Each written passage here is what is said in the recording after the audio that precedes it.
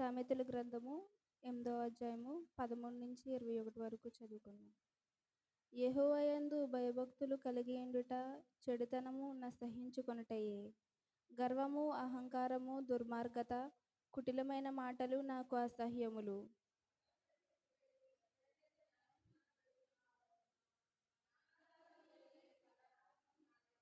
నా వలన రాజులు ఏలుదురు, అధికారులు న్యాయమును బట్టి పాలన చేయుదురు.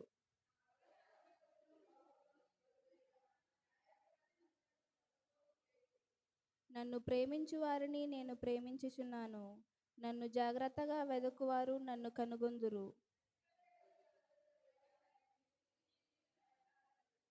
మేలిమి బంగారము కంటెను, అపరంజి కంటెను నా వలన కలుగు ఫలము మంచిది.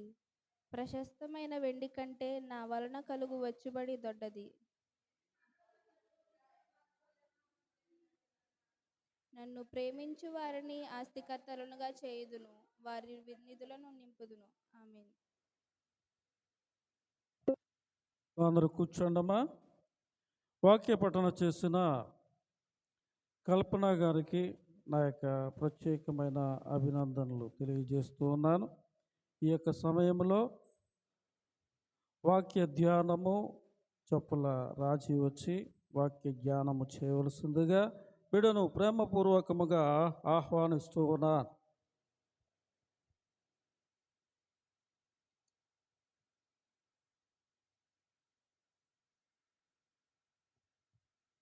దేవుని నామం మహిమ కలుగును గాక. నాకు ముందుకి సమయం ఇచ్చిన దేవాది దేవునికి, అలాగే దైవజనులకి, విజయమోహనానికి నా ప్రత్యేకమైన వందనాలు తెలియజేస్తున్నానండి. వాక్య భాగంలోకి వెళ్ళే ముందు చిన్న ప్రార్థన చేస్తున్నాను. సర్వ సృష్టికి కారణభూతుడవైన మహాప్రభు, నీ ఘనమైన నామమునకు స్తుతులు స్తోత్రములు తండ్రినైనా. ఈ పరిశుద్ధ దినములో ప్రభా మేము అందరము చేరి నిన్ను మహిమపరచుటకు, ఆరాధించుటకునైనా నువ్వు మాకు ఇచ్చిన ఈ తరుణము బట్టి నీకు వందనాలు తెలియజేస్తున్నాను తండ్రి. ప్రారంభ ప్రార్థన నుండి నైనా ఇదిగో పాటల్లో నేను మా ముందుండి నడిపించిన దాన్ని బట్టి వందనాలు ప్రభనైనా. ఇదిగోనైనా సామెతల భాగం వివరించుచుండగా నీ ఆత్మశక్తిని నాకు దయచేయండి తండ్రి. వినుచున్న వారికి వినగల జ్ఞానమును అనుగ్రహించమని అడుగుచున్నాను తండ్రి నైనా. ఇదిగో ప్రభానైనా నీ కాపుదల కృప మాపై ఎల్లప్పుడూ ఉంచి మమ్మల్ని ముందుండి నడిపించమని యేసుక్రీస్తు పరిశుద్ధ నామమును అడిగి వేడుకుంటున్నా మా పరమ తండ్రి. ఆమేన్. సామెతల గ్రంథము 8వ అధ్యాయ ధ్యానము. గతించిన వారములో 1-12 వచనాలు సునీతాంటి మనకు అందులో ఉన్న విషయాలను తెలియజేయగా విన్నాము. జ్ఞానము ఘోషిస్తూ ప్రకటన చేస్తుందంట. ఎవరికి ఏమి చెప్తుందనంటే మనుషులైన మనకు, మానవులైన మనకు, మరి ముఖ్యంగా సామెతల గ్రంథము యవనులకు ఎక్కువగా ప్రకటన చేస్తుంది. జ్ఞానాన్ని సంపాదించుకోండి, జ్ఞానాన్ని ఆధారము చేసుకుని మీరు జీవించండి. మానసికంగా మానవులు ఎంత ఎదిగినప్పటికీ జ్ఞానం లేకపోతే గనక వాళ్ళు ఎలా పిలువబడతారంటే బుద్ధిహీనులుగా, భక్తిహీనులుగా మాత్రమే పిలువబడతారు. జ్ఞానం అట శ్రేష్టమైన సంగతులను, యథార్థమైన మాటలని తెలియజేస్తుందని, విలువగల సొత్తులేవియు దానితో సాటి కావని, ముత్యముల కన్నా శ్రేష్టమైనది ఏదైనా ఉందంటే అది జ్ఞానము అన్న విషయాన్ని నిన్నటి కిందటి వారాన్న మనకి ఆంటీ తెలియజేయగా మనము తెలుసుకున్నాం ఈ విషయాలని. అయితే ఈ దినమున 13-21 వచనాల వరకు అదే జ్ఞానము మనకి ఏం చెప్తుంది అనే విషయాన్ని మనము చూద్దాం. యెహోవా యందు భయభక్తులు కలిగియుండుట చెడుతనమును అసహించుకునుటయే. గర్వము, అహంకారము, దుర్మార్గత, కుటిలమైన మాటలు నాకు అసహ్యము. యెహోవా యందలి భయం కలిగి ఉంటే గనక మనము దుష్టత్వం నుండి దూరంగా ఉంటామట.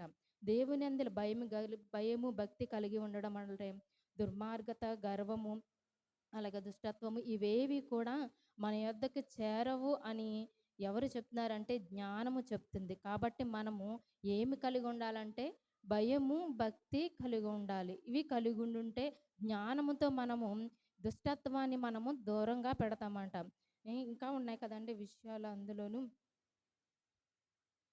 చెడుతనాన్ని మనం ఏం చేస్తామంట, అసహించుకుంటామంట. గర్వం, అహంకారం, దుర్మార్గం, కుటిలమైన మాటలు మనకి ఏమవుతాయంటే అసహ్యం అవుతాయి అని చెప్పి జ్ఞానం మనకు చెప్తుంది. మీరు భయము, భక్తి కలిగి ఉండండి దేవుని యందు అనే విషయాన్ని తెలియజేస్తుంది. ఈ 13వ వచనం. 14వ వచనం. ఆలోచన చెప్పుటయు లెస్సైన జ్ఞానమునిచ్చుటయు నా వశము. జ్ఞానాధారము నేనే, పరాక్రమము నాదే. దీనికి అనుగుణంగా ప్రసంగి గ్రంథము 7వ అధ్యాయం 19వ వచనంలో ఒక మాట ఉంటుంది, పట్టణమందు 10 మంది అధికారుల కంటే జ్ఞానము గలవానికి జ్ఞానమే ఎక్కువైన ఆధారము అని ఉంది. పట్టణంలో 10 మంది అధికారులు ఉన్నా కూడా జ్ఞానం లేని వాళ్ళు ఉంటే దానివల్ల ఉపయోగం ఏమైనా ఉంటుందా అంటే ఉండదు. అది 10 మంది అధికారులు జ్ఞానం లేని వారైతే ఏమి ప్రయోజనం ఉండదు. కానీ జ్ఞానం కలిగిన వాడు ఒక్కడు ఉండి ఆలోచన చెప్తే అక్కడ ప్రయోజనము ఉంటుంది. అదే విషయాన్ని చెప్తున్నాడు. ఆలోచన చెప్పుటయు లెస్సైన జ్ఞానమిచ్చుటయు నా వశము.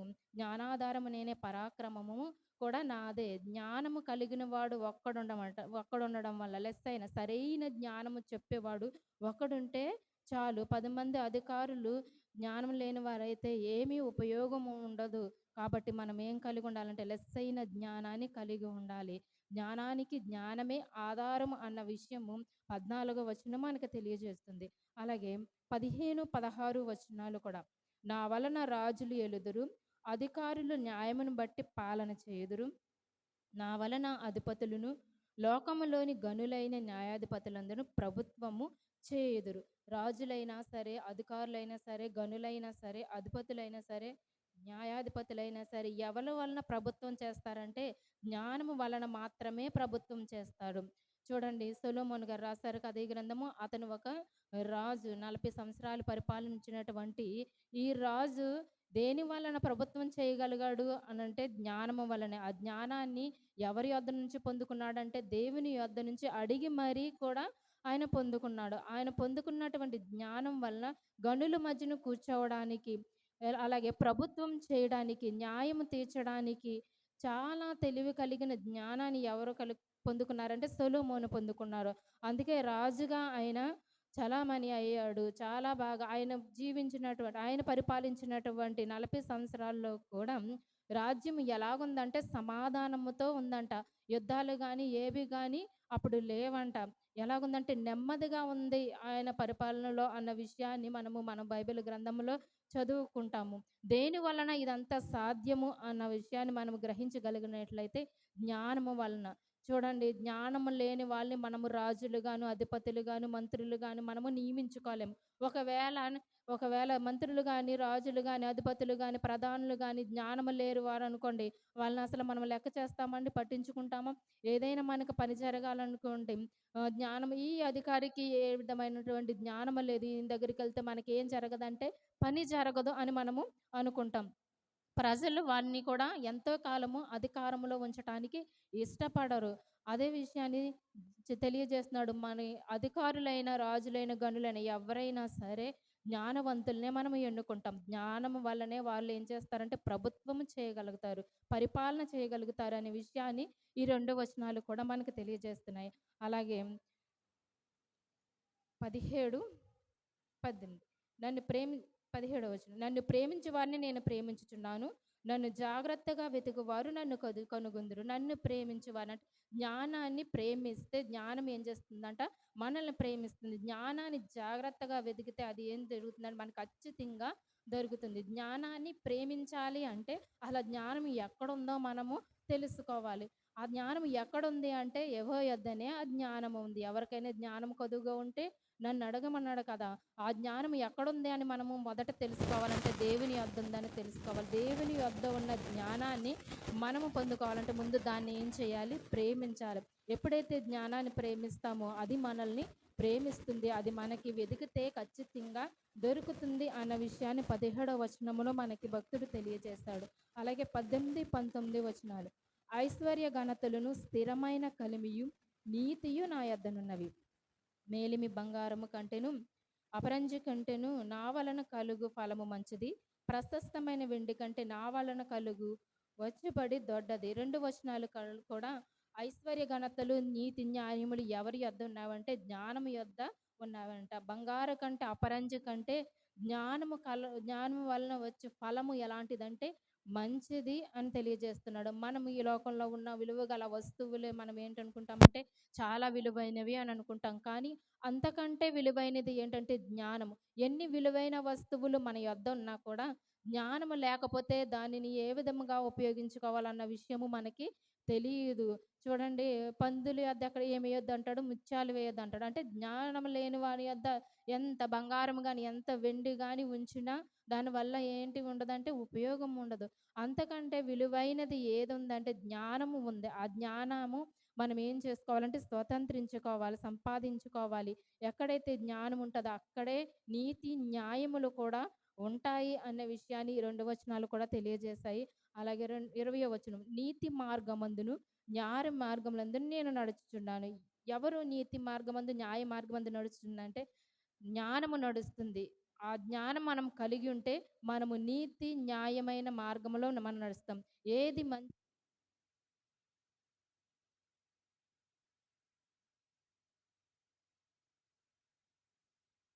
నేర్పుతుందంటే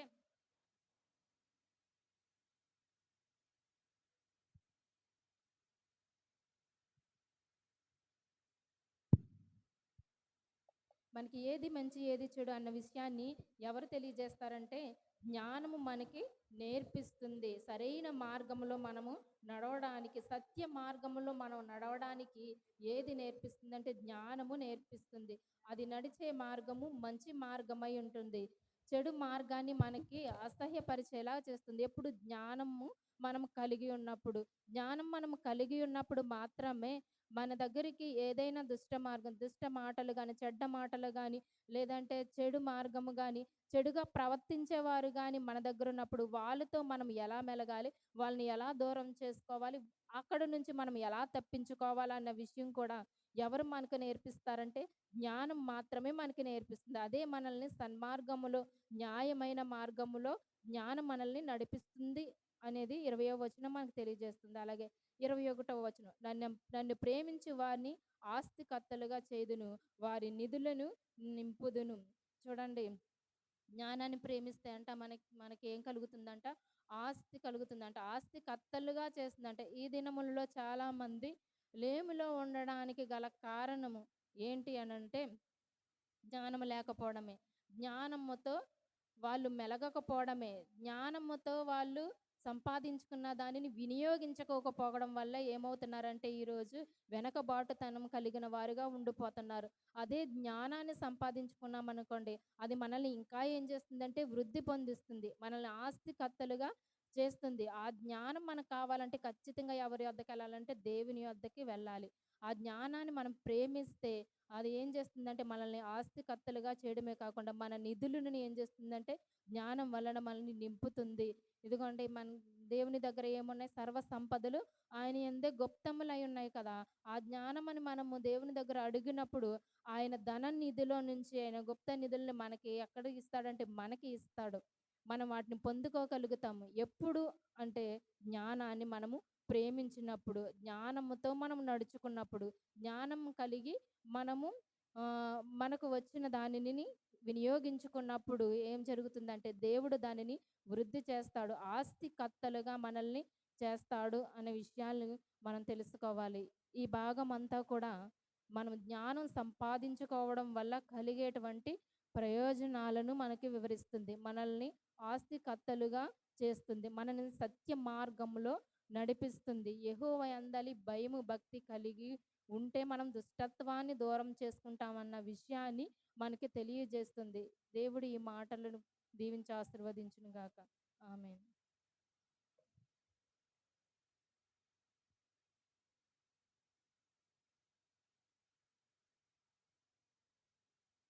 జ్ఞానమునకు మూలం ఏంటండి? యెహోవా యందలి భయభక్తులు కలిగి ఉండుటయే జ్ఞానమునకు మూలము. జ్ఞానాన్ని మనము ప్రేమించాలి. ఆ జ్ఞానాన్ని జాగ్రత్తగా వెతకాలి.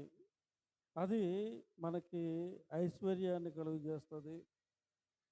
స్థిరమైన కలిమిని కలుగజేస్తుంది.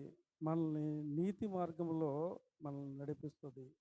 చక్కని రీతిలో వాక్య జ్ఞానము చేస్తున్న రాజుకి నా యొక్క అభినందనలు తెలియజేస్తూ, ఈ యొక్క సమయంలో సాక్ష్యాలకు సమయం ఇవ్వబడుతుంది. మీ సాక్ష్యాలను పంచుకోవాల్సిందిగా మనవి చేస్తూ ఉన్నాం. సాక్ష్యాలు చెప్పవలసిన బిడ్డలు మీ యొక్క సాక్ష్యాలను పంచుకోవాల్సిందిగా మనవి చేస్తూ ఉన్నాను. లేనట్లయితే అందరూ లేచి నిలబడినట్లయితే దేవుని దాసులు ఆరాధనలో నడిపిస్తారు.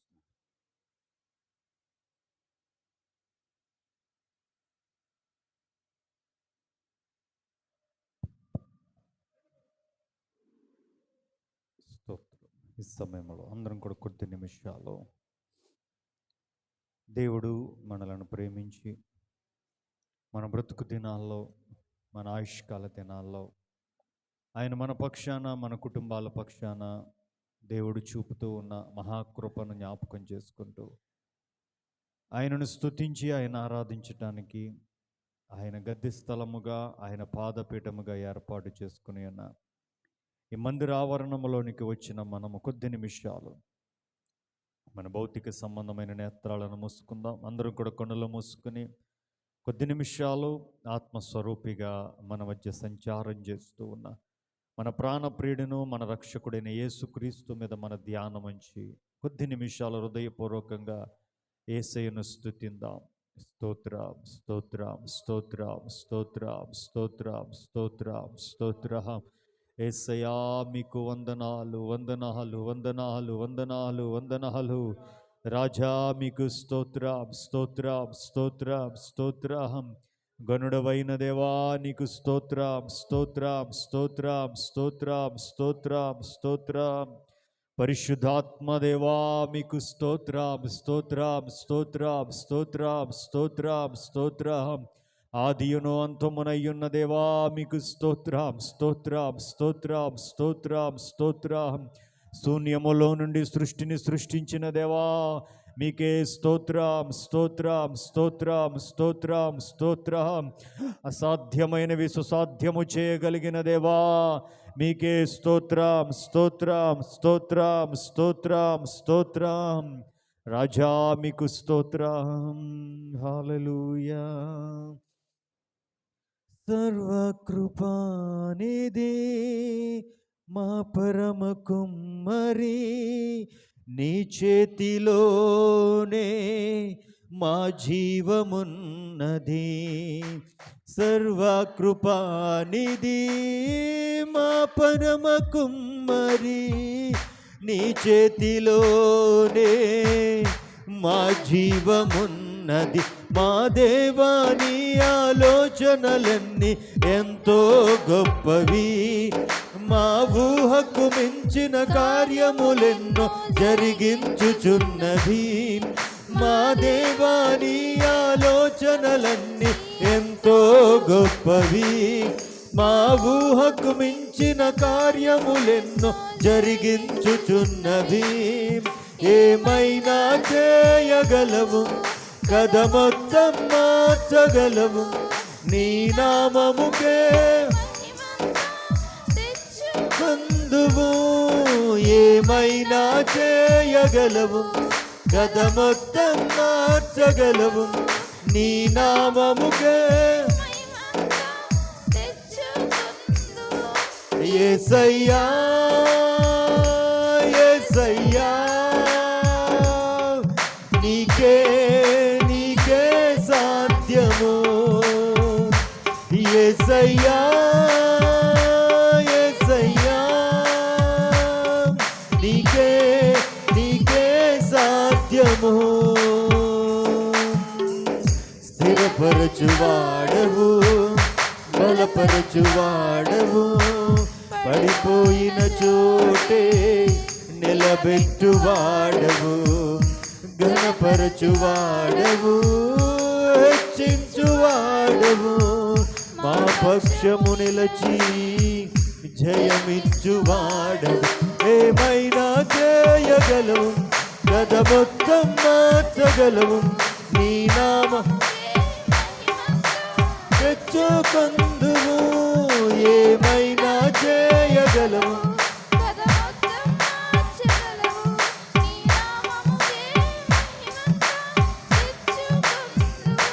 యేసయ్యా, యేసయ్యా నీకే, నీకే సాధ్యము. యేసయ్యా, యేసయ్యా నీకే సాధ్యము. నీదే, ఏదైనా జరుగునా నీ కంచె దాటగా శత్రువుకు సాధ్యమా? నీ ఆజ్ఞ లేనిదే ఏదైనా జరుగునా నీ కంచె దాటగా శత్రువుకు సాధ్యమా? మా దేవా నీవే మా తోడుంటే అంతే చాలును. అపవాది తలచిన కీడులన్నీ మేలైపోవును. మా దేవా నీవే మా తోడుంటే అంతే చాలును. అపవాది తలచిన కీడులన్నీ మేలైపోవును. ఏమైనా చేయగలవు కథ మొత్తం మార్చగలవు. నీ నామముకే మహిమ. ఏమైనా చేయగలవు కథ మొత్తం మార్చగలవు. నీ నామముకే యేసయ్యా, యేసయ్యా, నీకే నీకే సాధ్యము. యేసయ్యా, యేసయ్యా, నీకే నీకే సాధ్యము. యేసయ్యా, యేసయ్యా, నీకే నీకే సాధ్యము. యేసయ్యా, యేసయ్యా, నీకే నీకే సాధ్యము. పాడదాం. యేసయ్యా, యేసయ్యా, నీకే నీకే సాధ్యము. యేసయ్యా, స్తోత్రం, నీకే సాధ్యము. సర్వకృపానిధి మా పరమ కుమ్మరి, నీ చేతిలోనే మా జీవమున్నది. సర్వకృపానిధి మా పరమ కుమ్మరి, నీ చేతిలోనే మా జీవమున్నది. మా దేవా నీ ఆలోచనలన్నీ ఎంతో గొప్పవి. మా ఊహకు మించిన కార్యములెన్నో జరిగించుచున్నవి. మా దేవా నీ ఆలోచనలన్నీ ఎంతో గొప్పవి. మా జరిగించుచున్నవి. ఏమైనా చేయగలవు కథ మొత్తం మార్చగలవు. నీ నామముకే మహిమ. ఏమైనా చేయగలవు కథ మొత్తం మార్చగలవు. నీ నామముకే మహిమంతా తెచ్చుకొందువు. యేసయ్యా, యేసయ్యా, నీకే నీకే సాధ్యము. యేసయ్యా, యేసయ్యా, నీకే నీకే సాధ్యము. యేసయ్యా, యేసయ్యా, నీకే నీకే సాధ్యము. చివరుగా యేసయ్యా, యేసయ్యా, నీకే నీకే సాధ్యము. నీకే నీకే సాధ్యము. అవునమ్మా.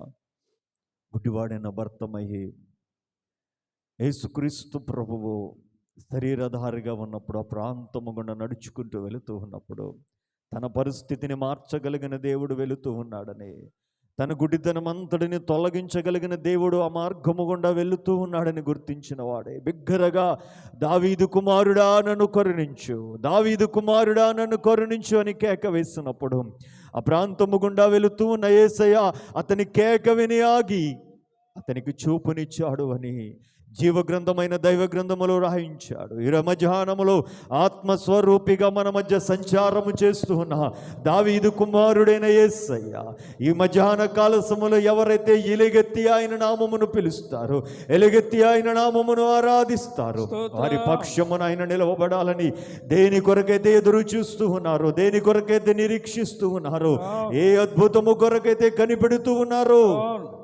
దానిని జరిగించి తన నామానికి మహిమ తెచ్చుకోవాలని, ఘనతను ఆరోపించుకోవాలని ఆయన ఆశపడుతూ ఉండగా ఒక్కసారి రెండు చేతులు ఆయన ఆకాశం వైపు చాపి అది నన్న భర్తమయ్యే ఏ విధముగా ఆశతో ప్రభువుని కొరకు ఎదురు చూచాడు, ఏ విధమైన ఆశతో దావీదు కుమారుడా నన్ను కరుణించు అని కేక వేస్తాడు. ఉదయ కాలములో మనము కూడా ఒక్కసారి మన రెండు హస్తాలు పైకి చాపి ఏ ఆశతో మనము పాదాలు పట్టుకున్నామో, ఏ కోరికతో ఆయన పాద సన్నిధిని మనము చేరి ఉన్నామో, ఏ ఇబ్బందులు గుండా నడిపించబడుతూ కన్నీటితో ఆయన పాదాలు తడుపుతూ ఉన్నామో, ఒక్కసారి హృదయపూర్వకంగా వాటన్నిటిని కూడా మర్చిపోయి యేసయ్యా యేసయ్యా నీకే నీకే సాధ్యము, యేసయ్యా యేసయ్యా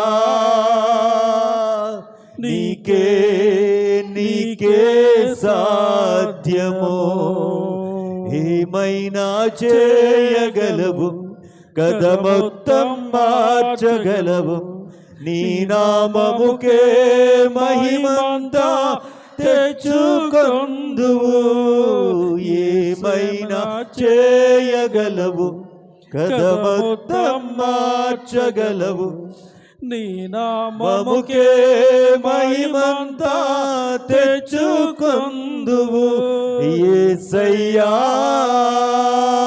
యేసయ్యా నీకే నీకే సాధ్యమౌనయా, యేసయ్యా యేసయ్యా నీకే నీకే సాధ్యమౌనయా, నీకే నీకే సాధ్యము. అవునయ్యా, నీవు తప్ప మా పక్షము నిలబడువాడు లేడు, నీవు తప్ప కార్యములు జరిగించగలిగిన వాడు లేడు, నీవు తప్ప మా పరిస్థితులను మార్చగలిగిన వాడు లేడు, నీవు తప్ప ఎవరు లేరయ్యా. అయ్యా, ఆకాశమందు నీవుండగా నాకేది కూడా అక్కరలేదని భక్తుడు మాట్లాడుతున్న రీతిగా ఈ లోకములో ఎవరు ఉన్నా లేకపోయినా యేసయ్యా నీవు మా తోడుంటే చాలు, నీవు మా పక్షం ఉంటే చాలు అయ్యా. నీకు స్తోత్రం స్తోత్రం స్తోత్రం స్తోత్రం. అలాగే ఒక చిన్న ప్రార్థన మనం చేసుకుందామమ్మా. ఇంతవరకు దేవుణ్ణి స్తుతించి ఆయన ఆరాధించడానికి దేవుడు కృపనిచ్చాడు. వాక్య ధ్యానములకు వెళ్ళబోతూ ఉండగా పరిశుద్ధాత్ముడా నాతో మాతో మాట్లాడండి వాక్యము కొరకు మనం సిద్ధపడతాం. ఇంతవరకు చక్కని రీతిలో ఆరాధన జరిపించిన పాస్టర్ గారికి వందనాలు. ఈ యొక్క సమయంలో దైవ సందేశం నిమిత్తము పాస్టర్ గారు వచ్చి ప్రార్థనలో నడిపించవలసిందిగా ప్రేమపూర్వకముగా బిడ్డను ఆహ్వానిస్తూ ఉన్నారు.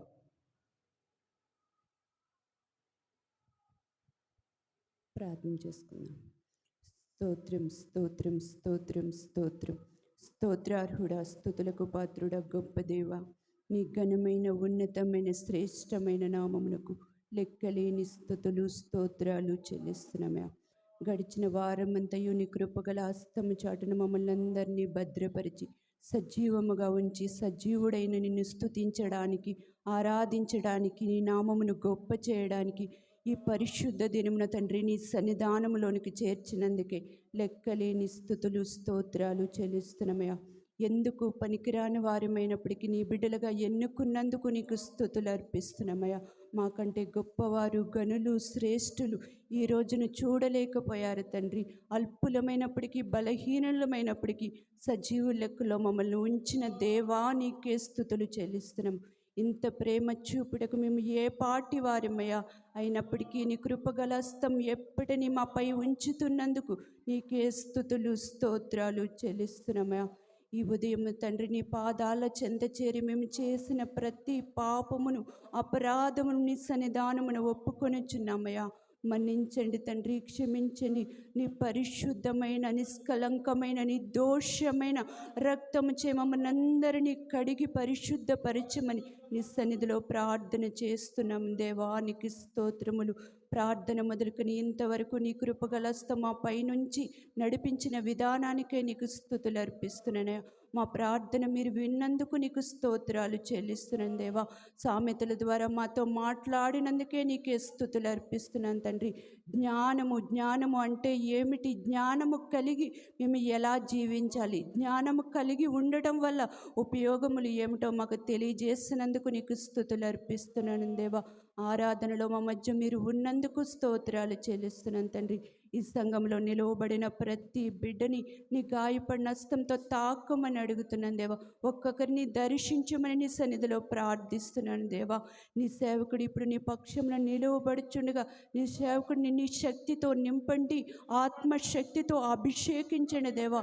మాట్లాడేది నీ సేవకుడు కాదు తండ్రి, నీవే అని మాట్లాడుచున్నావని మేము నమ్ముచున్నాం దేవా. నీ సేవకుడి ద్వారా నీవు మాట్లాడుచుండగా వినగల చెవి, గ్రహింపగల మనసు, నీ వాక్యమునకు లోబడే మనసును మా అందరికీ దయచేయమని అడుగుతున్నాను. ఒక్కొక్కరిని దర్శించండి, వాళ్ళ హృదయాలను కదిలించండి దేవా. అవునయ్యా, నీకు అసాధ్యమైనది సృష్టిలోనే లేదు తండ్రి. సర్వ సృష్టిని నోటి మాటతో సృజించిన గొప్ప దేవా, ఇక్కడ నీ అద్భుత కార్యములు, ఆశ్చర్య కార్యములు జరిగించమని నీ సన్నిధిలో ప్రార్థిస్తున్నానయ్యా. ఒక్కొక్కరితోనూ మాట్లాడండి. ఇంకా నిన్ను ఎరగని బిడ్డలు ఎంతమంది ఉన్నారో వారందరినీ దర్శించమని అడుగుతున్నావు. ప్రతి ఒక్కరూ నీ మారు మనసు పొంది నువ్వే నిజరక్షకుడని నోటితో ఒప్పుకునే భాగ్యంను దయచేసి తద్వారా మహిమ, ఘనత, ప్రభావములు కేవలం మీరు మాత్రమే పొందుకొనమని నజరేయుడైన యేసయ్యను అడిగి వేడుకొని పొందుకొని ఉన్నాను పరమ తండ్రి. ఆమేన్. ప్రార్థనలో నడిపించిన పాస్టమ్మ గారికి నా యొక్క ప్రత్యేకమైన వందనాలు తెలియజేస్తూ ఉన్నాను. ముఖ్య సమయానికి మనం వచ్చి ఉన్నాము. దైవ సందేశానికి దేవుని దాసులు మరి సిద్ధముగా ఉన్నారు. సమయాన్ని మీరు సద్వినియోగం చేసుకోవాల్సిందిగా మనవి చేస్తూ ఈ యొక్క సమయాన్ని దేవుని దాసులకు ఇస్తూ ఉన్నాను. ఎఫెసీయులకు రాసిన పత్రిక 6వ అధ్యాయము. అపోస్తలుడైన పౌలు ఎఫెసీయులకు రాసిన పత్రిక 6వ అధ్యాయము 17వ వచనాన్ని ఒకసారి మనము చదువుకుని కొన్ని నిమిషాలు దేవుని వాక్యాన్ని ధ్యానం చేసుకుందాం. దేవుని వాక్యమును ఆత్మ ఖడ్గమును ధరించుకొనుడి. చిన్న ప్రార్థన. పరమ తండ్రి స్తోత్రాలు, ఇంతవరకు మీ కృపలో మీరు సహాయం చేస్తారు.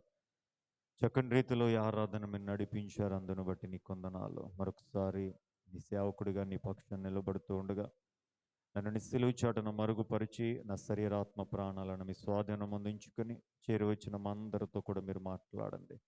మీరు మాట్లాడుతూ ఉండగా వినగల చెవి, గ్రహించగల మనస్సు, లోబడే మనస్సును మాకందరికీ దయచేయమని నీ కృపావాక్యానికి మమ్మల్ని మేము అప్పగించుకుంటూ విన్న వాక్యము మా జీవితాల్లో ఫలించే కృపనిమ్మని యేసుక్రీస్తు నామమున ఈ మనవడికి వేడుకొని పొందుకొని ఉన్నాము పరమ తండ్రి. ఆమేన్. ఈ సమయంలో ఇటు రీతిగా దేవుని పాదాల చెంతకు రావటానికి సర్వలోక రక్షకుడును ప్రభు అయిన యేసుక్రీస్తును గురించి కొన్ని మాటలను మీతో పంచుకోవటానికి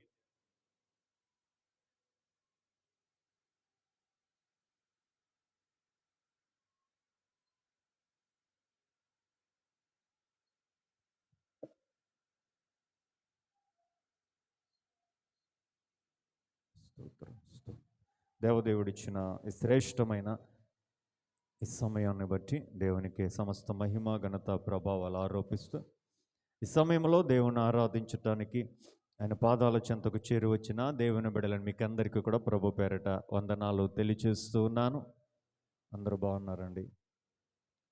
చల్లబడింది కన్నా వాతావరణం. అసలు దేవునికి స్తోత్రం చెబుతామా? హల్లెలూయా. దేవునికి మహిమ కలుగును గాక. ఇది ఏమైనా దేవుడు మరొక అవకాశాన్ని మనకిచ్చాడు. ఆయన మందిర ఆవరణంలోనికి రావటానికి, ఆయన నామాన్ని గణపరచటానికి. అందును బట్టి దేవుణ్ణి స్తుతిస్తూ చక్కని రీతిలో సామెతలు భాగాన్ని వివరించిన రాజుని బట్టి కూడా దేవుణ్ణి స్తుతిస్తూ రాజుని కూడా దేవుడు ఇంకను బలపరచును గాక. ఏమ్మా చెప్పరమ్మా? ఇష్టం లేదండి? పోన్లేమ్మా. ఈ సమయంలో కొద్ది నిమిషాలు దేవుని వాక్యాన్ని ధ్యానం చేసుకుందాం. గతించిన వారం నేను వాక్య ప్రయోజనాలను జ్ఞాపకం చేస్తూ ఇక్కడికి వచ్చి ఆగాను కదండి. వాక్యము ద్వారా విశ్వాసం కలుగుతుంది, వాక్యము ద్వారా నూతన జన్మలో కలుగుతుంది, వాక్యము ద్వారా శారీరక బలం కలుగుతుంది, వాక్యము ద్వారా ఆత్మీయ బలం కలుగుతుంది, వాక్యము ద్వారా మానసిక బలం అంటే లేకపోతే ఆత్మీయ స్వస్థత, శారీరక స్వస్థత, మానసిక స్వస్థత. వాక్యము ద్వారా పాపంపై విజయం కలుగుతుంది, వాక్యము ద్వారా సాతానుపై విజయం కలుగుతుందని లాస్ట్ వీక్ జ్ఞాపకం చేస్తూ, ఎలాగా వాక్యము ద్వారా సాతానుపై విజయం పొందాలి అంటే వాక్యం అనే ఆత్మ ఖడ్గాన్ని మనం ఏం చేయాలంటండి, ధరించుకోవాలి, వాడాలి కదా. ఇప్పుడు వరకు ఒక చక్కని పాట మనం పాడుకున్నాం, ఏమైనా చేయగలవు, కథ మొత్తం మార్చగలవు కదండి.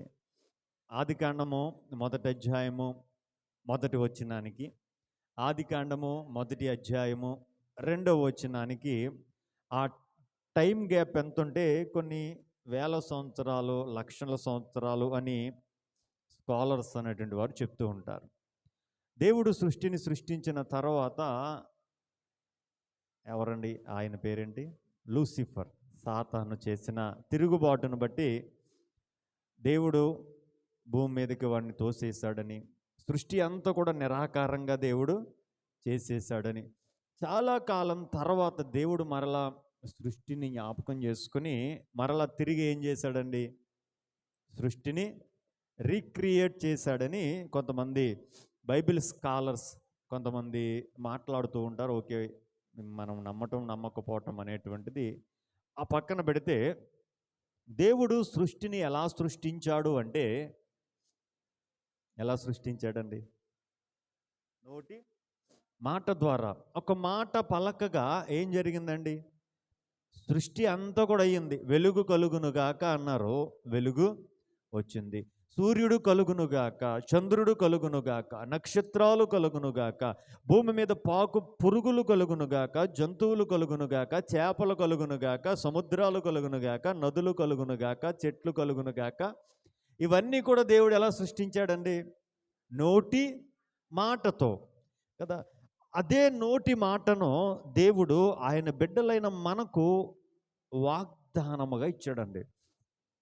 ఎలా ఇచ్చాడండి, వాగ్దానము అంటే అర్థం ఏంటంటే, నేను మీకు చెప్పినట్టున్నాను ఒకసారి, తన వాక్కును దానముగా ఇచ్చాడు. వాక్ ప్లస్ దానం. ఏ సందు ఎప్పుడు 10th క్లాస్లో చదువుకున్నాం, మర్చిపోయామండి కదా. చాలా సందులు ఉండేవి కదండి, చదువుకున్నారా, చదువుకునే వాళ్ళకైతే అర్థమవుతుంది కదండి. వాక్కుని ఎలా ఇచ్చాడండి, మనకి దానముగా ఇచ్చాడు. ఇప్పుడు దేవుడిచ్చిన ఆ వాక్కు అనే దానాన్ని మనము ఉపయోగించగలిగితే, నేను చెప్పేది అర్థమవుతుందండి, వాక్యము అనే దానాన్ని మనము వాడుకోగలిగితే అసాధ్యమైనవి దేవుడు మన జీవితాల్లో ఏం చేస్తాడంటే సాధ్యం. ఎందుకంటే దేవుని వాక్కుకున్న శక్తి ఏంటి అంటే, ఏదైతే జరగదనుకుంటామో అది వాక్యం ఏం చేసి చూపిస్తుందంటే జరిగేలా చేసి చూపిస్తుంది. ఎందుకంటే మనలో ఏమీ లేదండి, కానీ మనము ఉపయోగించే వాక్యములో సమస్తాన్ని కూడా దేవుడు ఏం చేశాడు అంటే దాచిపెట్టాడు. కాబట్టి అందుకే నేను ఎక్కువ చెప్తున్న మాట ఏంటంటే, మనము వాగ్దానాలను ఏం చేయాలి అంటే ఉపయోగించాలి. మన బ్యాంకులో ₹1,00,00,000 ఉన్నాయండి, మనకు ₹1,00,000 అవసరత వచ్చింది, ఏం చేస్తామండి, పక్కనోడి దగ్గరికి, అయ్యా నాకు ₹1,00,000 అవసరం వచ్చింది, అప్పు ఎవరో బాబు, మరలా నేను సంపాదించుకుంటా తీర్చేస్తామని అడుగుతామా? మరి ఏం చేస్తామండి, ఎవరిని అడగమండి, డైరెక్ట్గా బ్యాంక్కి వెళ్తాం, చెక్ రాస్తాం, నా డబ్బులు ₹1,00,00,000 ఉన్నాయి, నాకు 1,00,000 అర్జెంటుగా కావాలి, ఇస్తావా, ఇవ్వా, అంతే కదండి. మన డబ్బులు కదా అయ్యి, డిమాండ్ చేసి మరి. ఇప్పుడు దేవుడే తన వాక్కును మనకి దానంగా ఇచ్చేసానని బైబిల్ చెప్తూ ఉన్నప్పుడు, ఇది నన్ను ఆ వాక్కును వాడకుండా మంచం కింద దాచిపెట్టేసి, ఏసయ్యా నా పరిస్థితి మారదా, ఏసయ్యా ఏసయ్యా నా స్థితిగతులు మారవా ఏసయ్యా అని ఏడిస్తే, ఆ బ్యాంకులో డబ్బులు దాచుకున్న వాడికి మనకి ఏమైనా తేడా ఉందండి, చెప్పండి అమ్మా. ఏమైనా ఉందంటారా? బైబిల్లో రాయబడిన మాట యేసయ్య అన్నాడు, ఎఫెసీ 1:3 అన్నాడండి, ఆత్మ సంబంధమైన ప్రతి వరాన్ని కూడా దేవుడు మనకి క్రీస్తులో అనుగ్రహించేవాడు. ఏంటంటండి? ప్రతి వరాన్ని, ప్రతి ఆశీర్వాదాన్ని కూడా దేవుడు ఆల్రెడీ మనకి ఏం చేశాడంటండి, ఇచ్చేసినప్పుడు దేవా నన్ను ఆశీర్వదించు అని అడుగుతూ ఉన్నాము అంటే మనంత ఎర్రోళ్ళు ఎవడో కూడా చెప్పండమ్మా, నేను ఆల్రెడీ నీకు ఇచ్చేసాను రా బాబు అని దేవుడు అంటుంటే, దేవా నన్ను ఆశీర్వదించు, దేవా పరలోకం నా కొరకు తెరు అంటే నేను ఆల్రెడీ పరలోకం తెరిచాను రా బాబు, నేను 2000 సంవత్సరాల క్రితమే ఈ భూమి మీదకి నేను ఆశీర్వదించడానికి వచ్చాను. ఆ సిలువ మీద ఎందుకు వేలాడాను అనుకున్నావు? ఆల్రెడీ నిన్ను ఆశీర్వదించే పనిని నేను ఏం చేశాను అంటే సమాప్తం చేశాను కదండి. చూడండి, ఇది అంటే మన ఆలోచన విధానం అనేటువంటిది ఏమవ్వాలి అంటే మారాలి. ఏమవ్వాలండి? ఆలోచన విధానం మారాలి అంటే వాక్యములో ఏమి రాయబడిందో చదవాలండి. ఏం చేయాలంటే వాక్యాన్ని చదివితేనే కానీ వాక్యములో రాయబడిన మర్మాలు, వాక్యములో రాయబడిన అద్భుతమైన దేవుని మాటలను మనము గ్రహించలేం కదండి. ఇది ఆ దానముగా, దానం అంటే ఏంటండి? మన ఇంటికి ఒక ఆయన వచ్చాడండి, అడుక్కోటకు వచ్చాడు, 10 రూపాయలు దానం ఇచ్చేసాం. మళ్ళీ రేపొద్దున వచ్చినాడు, నేను ఇచ్చిన 10 రూపాయలు ఇచ్చాయని అడుగుతామండి? ఎందుకు అడగమమ్మా? మన డబ్బులే కదండి ఇస్తా, మరి ఎందుకు అడగమండి? ఇంకా ఆ వ్యక్తికి ఇచ్చేసాం, ఇంకా అవన్నీ ఆ వ్యక్తికి సంబంధించినవి. ఆ వ్యక్తి దాచుకుంటాడో, ఖర్చు పెట్టుకుంటాడో, ఏం చేసుకుంటాడో మనకి అనవసరం. అలాగే దేవుడు కూడా తన వాక్కును మనకి ఏం చేశాడు అంటే దానముగా ఇచ్చేశాడు. నువ్వు ఆ వాక్కును ఉపయోగించి నువ్వేం చేసుకుంటావు అన్నది మన మీద ఏం చేయబడి ఉంటుందంటే, కొంతమంది ఆ వాక్కును ఉపయోగించి మహిమ నుండి అధిక మహిమకి వెళ్తారు, కొంతమంది ఆ వాక్కును మంచం కింద దాచిపెట్టి ఎక్కడికి వెళ్ళరండి. ఎన్ని సంవత్సరాలు గడిచినా అదే ఆత్మీయ స్థితి. ఎన్ని సంవత్సరాలు గడిచినా రక్షింపబడినప్పుడు చేసిన ప్రార్థన ఇప్పుడు కూడా లెక్కలపు చెప్తారు కదా జనరల్, ఒక్కొక్కటి, ఒక్క రెండు రెళ్ళు అంటే ఎప్పుడు కూడా మారుతుందా అంటే మారదు. కొంతమంది జీవితాల్లో ప్రార్థన కూడా మారదు. ఎందుకు అంటే ఆధ్యాత్మికతలో ఎదుగుదల లేకపోతే ప్రార్థనా జీవితంలో లోతైన అనుభవాల్లోనికి మనము నడిపించబడలేము. బైబిల్ అంటుంది అసలు మనకి ఎలా ప్రార్థన చేయాలో తెలియదు అంటండి. ఏంటంటండి? ఎలా ప్రార్థన చేయాలో తెలియదు కాబట్టి పరిశుద్ధాత్మ దేవుడు మన పక్షాన మనలో ఉండి చెప్పసఖ్యము కాని మూలుగలతో దేవుడు ఏం చేస్తాడంటే మన పక్షాన, అంటే ఆ అనుభవంలోనికి మనము నడిపించబడాలి అంటే ఆధ్యాత్మికతలో లోతైన అనుభవాల్లోనికి మనము వెళ్ళాలి. పైపైన భక్తి చేసే కాలం అయిపోతుందండి కదండి. అటువంటి భక్తి మన ఆధ్యాత్మిక జీవితాలకు క్షేమకరమో కాదు. అందుకే పేతురుతో అన్నాడు, ఆ నైట్ అంతా పేతురు భక్తుడు ఏం చేశాడని వల వేసాడు, ఒక్క చేప కూడా పడలేదండి. యేసయ్య వచ్చాడు, ఏం చేస్తున్నావయ్యా అంటే వల వేస్తున్నానయ్యా, ఒక్క చేప కూడా పడలేదు అన్నాడు. యేసయ్య అన్నాడు, అయితే ఇంకా లోతుకు నడిపించు అన్నాడు. నిజంగా పేతురు ఏమన్నాలండి? నువ్వు వడ్రంగి పని చేసుకునేవాడు, నీ పని నువ్వు చేసుకోవయ్యా, నా సంగతి నీకెందుకు? చేపలు పట్టుకునేవాడిని ఎక్కడ పడతాయో వాళ్ళు నాకు తెలుసా, నీకు తెలుసా అని అనాలి. అంతే కదండి. మరి నిజంగా యేసయ్య ఏం పని చేసేవాడండి? వడ్రంగి పని చేసేవాడు. వడ్రంగి పని చేసి ఆయనకి చేపలు పట్టే పద్ధతి ఏం తెలుస్తుంది? తెలియదు కదండి. మరి నిజంగా పేతురు అలాగ అనలేదండి. పేతురు ఏమన్నాడండి? సరే నీ మాట చొప్పున చేస్తానన్నాడు. అలా వల ఇస్తాడంటండి. ఎన్ని చేపలు పడ్డాయంటే అసలు వల నిండిపోయిందంట. చూడండి, లోతైన అనుభవంలోనికి మనం వెళుతూ ఉన్నప్పుడు మనం అనుభవించే ఆశీర్వాదాలు అనేటువంటివి మన ఊహకు కూడా ఏమవ్వంటండి, అందనటువంటి ఆశీర్వాదాలను దేవుడు దాచాడు. మనం ఏం చేయక్కర్లొద్దు. మనము సింపుల్గా ఆధ్యాత్మికంగా మనము లోతుల్లోనికి నడిపించబడుతూ ఉన్నప్పుడే ఆటోమేటిక్గా మనము ఇంతకాలము చేసిన ప్రార్థనకు జవాబులు రావు. కానీ ఆధ్యాత్మికంగా మనము లోతుల్లోనికి నడిపించబడుతూ ఉన్నప్పుడు మనం అడగకుండానే మన ప్రార్థనలకు దేవుడు ఏమిస్తాడు అంటే, ఎప్పుడో 10-20 సంవత్సరాల క్రితం చాలా ప్రార్థనలు మనం చేసాం. వాటికి జవాబు రాకపోవటం వల్ల మనం ఏం చేసామండి, వాటిని మర్చిపోయాం, చేయటం మానేసాం. కానీ ఎప్పుడైతే ఆధ్యాత్మికతలో లోతైన అనుభవంలోనికి నడిపించబడతామో మనం చిన్నప్పుడు చేసిన ప్రార్థనలు కూడా దేవుడు జవాబు ఇవ్వటం ప్రారంభిస్తాడండి. హల్లెలూయా. ఎందుకు అంటే మనం చేసిన ప్రార్థన మనం మర్చిపోవచ్చు, మన దేవుడు మర్చిపోయే దేవుడు. ఒకవేళ ఆ దినాన మనం చేసిన ప్రార్థనకు జవాబిస్తే మనం ఆధ్యాత్మికంగా లోతైన అనుభవాల్లోనికి నడిపించబడలేమో అని ఉద్దేశం కలిగిన దేవుడు ఏం చేస్తాడంటే, ఇంకా బలపడాలి, నువ్వు ఇంకా బలపడాలి. నువ్వు ఇంకా బలపడినప్పుడు ఆ ఆశీర్వాదము నీకు వస్తే ఆ ఆశీర్వాదాన్ని ఏ విధంగా వాడాలో నీకు తెలుస్తుంది. ఇప్పుడే నువ్వు అడిగింది నీకు ఇచ్చేసాను అనుకో, అది ఎలా వాడాలో నీకు తెలియక వాడాల్సిన రీతిగా కాకుండా వాడకూడని రీతిలో దాన్ని వాడతావని తెలిసిన వాడే దేవుడు ఏం చేస్తాడంటండి, ఆ ప్రార్థనకు జవాబు ఇవ్వడం.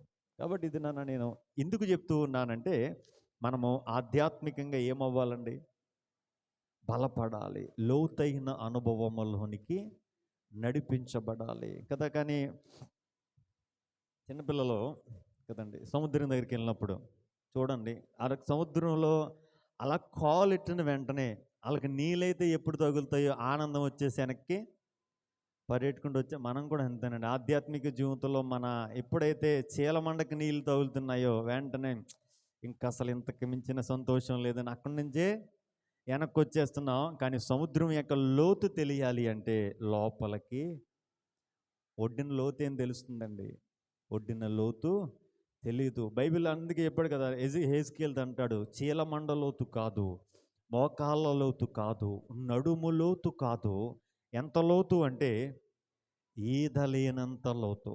ఆధ్యాత్మికతలో ఆ అనుభవంలోనికి మనము నడిపించబడినప్పుడు అండి, దేవుని వాగ్దానాలన్నీ కూడా మన జీవితాలలో మనం ఏం చేయగలమంటే అనుభవించగలం. ఇది నాన్న దేవుడు ఇక్కడ అంటున్నమాట. లాస్ట్ వీక్ మీకు జ్ఞాపకం చేశాను, యేసుక్రీస్తు ప్రభు అపవాది మీద ఏం చేశాడండి, యుద్ధం చేశాడు. ఎలా చేశాడండి, అది భౌతిక సంబంధమైన యుద్ధమా, ఆత్మ సంబంధమైన యుద్ధమా అంటే ఆత్మ సంబంధమైన యుద్ధం. అపవాది వాక్యాన్ని ఏం చేశాడు అంటే వక్రీకరించి యేసయ్యను పడగొట్టాలని చూచాడు. ఆ వాక్యానికి ఉన్న సరి అయిన అర్థాన్ని యేసయ్య వాడి ఎవడైతే తాను పడగొట్టాలనుకున్నాడో వాడినే యేసయ్య ఏం చేశాడండి, పడగొట్టాడు. ఇప్పుడు యేసయ్య కొరకు దేవుడు ఉద్దేశించిన ఆ పరిచర్యలోనికి యేసయ్య ప్రవేశించక ముందు యేసయ్య ఏమి నేర్చుకున్నాడు అంటే వాక్యం అనే ఖడ్గాన్ని వాడటం నేర్చుకున్నాడండి. ఏమి నేర్చుకున్నాడండి, ఆ వాక్యం అనే ఖడ్గాన్ని ఉపయోగించడం నేర్చుకోవటం ద్వారా యేసయ్య పరిశుద్ధాత్మ బలముతో నింపబడ్డాడు అని మీకు జ్ఞాపకం చేస్తాను. ఏ వ్యక్తి అయితే దేవుని ఆత్మ చేత అట్ ది సేమ్ టైం దేవుని వాక్యము చేత నింపుకుంటాడో ఆ వ్యక్తిలో నుండి దేవుని శక్తి అనేటువంటిది బయటికి వెళ్ళటం ప్రారంభమవుతుంది. నేను చెప్పేది మీకు అర్థమవుతుంది అని నేను అనుకుంటున్నాను. దేవుని వాక్యము చేత, దేవుని ఆత్మ చేత ఏ వ్యక్తి అయితే నింపబడతాడో ఆ వ్యక్తి జీవితంలో నుంచి ఏమి బయటికి వెళుతుందంటే పరిశుద్ధాత్మ శక్తి. యేసయ్య ఆత్మపూర్ణుడు. ఈ 14వ వచనంలో ఆత్మ బలము చేత నింపబడ్డాడు. ఆ తర్వాత నుంచి యేసుక్రీస్తు ప్రభువు ఏం చేయటం ప్రారంభించాడు అంటే పరిచర్య చేయటం ప్రారంభించాడు. అందుకే ఇది నన్ను మనకు కూడా జ్ఞాపకం చేశాను ఏంటంటే, పైకి భక్తి గల వారి వలె ఉండి శక్తిని ఆశ్రయించని వారికి మనము దగ్గరగా ఉండాలా, దూరంగా వెళ్ళాలా అంటే బైబిల్ చెప్తుంది వారికి విముఖుడమై ఉండాలి, వారి దరిదాపులలోనికి కూడా మనము వెళ్ళకూడదు అన్న విషయాన్ని బైబిల్ చెప్తుంది. ఒక విషయం చెప్పిన ముందుకెళ్తా, దినాన ఏ వ్యక్తి అయితే ఈ శరీరము, ఈ సర్వాంగ కవచంలో ఉన్న ఈ దట్టి కావచ్చు, ఈ హెల్మెట్ కావచ్చు, ఈ కవచం కావచ్చు, ఈ షూ కావచ్చు, ఈ సమస్తాన్ని కూడా ధరించుకొని ఆ వ్యక్తి ఖడ్గము ధరించలేకపోతే, నేను చెప్పేది అర్థమవుతుంది కదా. ఖడ్గము ధరించలేకపోతే ఆ వ్యక్తి యుద్ధ రంగంలో ఎవడు అంటే బలహీనుడు. ఎవరండి? బలహీనుడు. ఒకవేళ కత్తి ఒకటే ధరించుకుని మిగతా అవయవాలన్నీ కూడా ధరించుకోకపోతే ఆ వ్యక్తి కూడా ఎటువంటి వాడంటే బలహీనుడు కదా. అందుకే నేను చెప్తుంటా, కత్తి ఉపయోగించడం వచ్చిన వాడికి కత్తిస్తే కత్తి వలన దానికి ఉపయోగించడం రాని వాడికి కత్తి ఇచ్చినా దానివల్ల ఉపయోగమా లేదు. కాబట్టి ఇది నాన్న కత్తిని మనం వాడాలి అంటే మామూలు భౌతిక సంబంధమైన కత్తి కాదండి, వాక్యం అనే ఈ కత్తి అండి. అది ఏంటండి? అది కత్తి. ఈ కత్తి ఎలా వాడాలో అలా వాడితే దానివల్ల మనకి ఉపయోగం, ఎలా వాడాలో అలా వాడకపోతే దీనివల్ల ఏ ఉపయోగము కూడా ఉండదు. ఇప్పుడు యేసయ్యను శిష్యులు వెంబడించారండి. ఎవరినండి? యేసయ్యను శిష్యులు వెంబడించారు.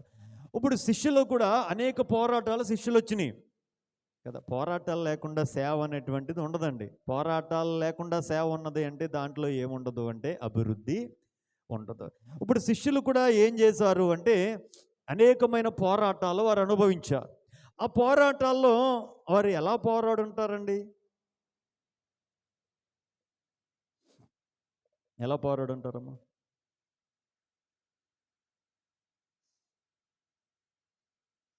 ఎలా పోరాడి ఉండొచ్చని మీరు అనుకుంటున్నారు పని?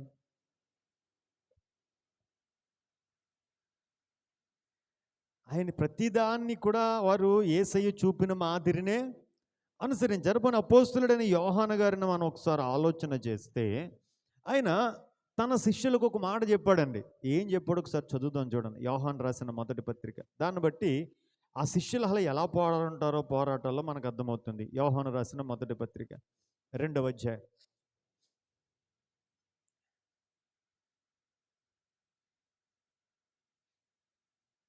14వ వచనం. చిన్నపిల్లలారా, మీరు తండ్రిని ఎరిగి ఉన్నారు కనుక మీకు రాయిచున్నాను. తండ్రులారా, మీరు ఆది నుండి ఉన్నవారిని ఎరిగి ఉన్నారు కనుక మీకు రాయిచున్నాను. యవ్వనస్తులారా, మీరు బలవంతులు, దేవుని వాక్యము మీ యందు నిలుచుచున్నది, మీరు దుష్టిని జయించి ఉన్నారు కనుక మీకు రాయిచున్నాను. ఇక్కడ 3 కేటగిరీస్ చూపించారు.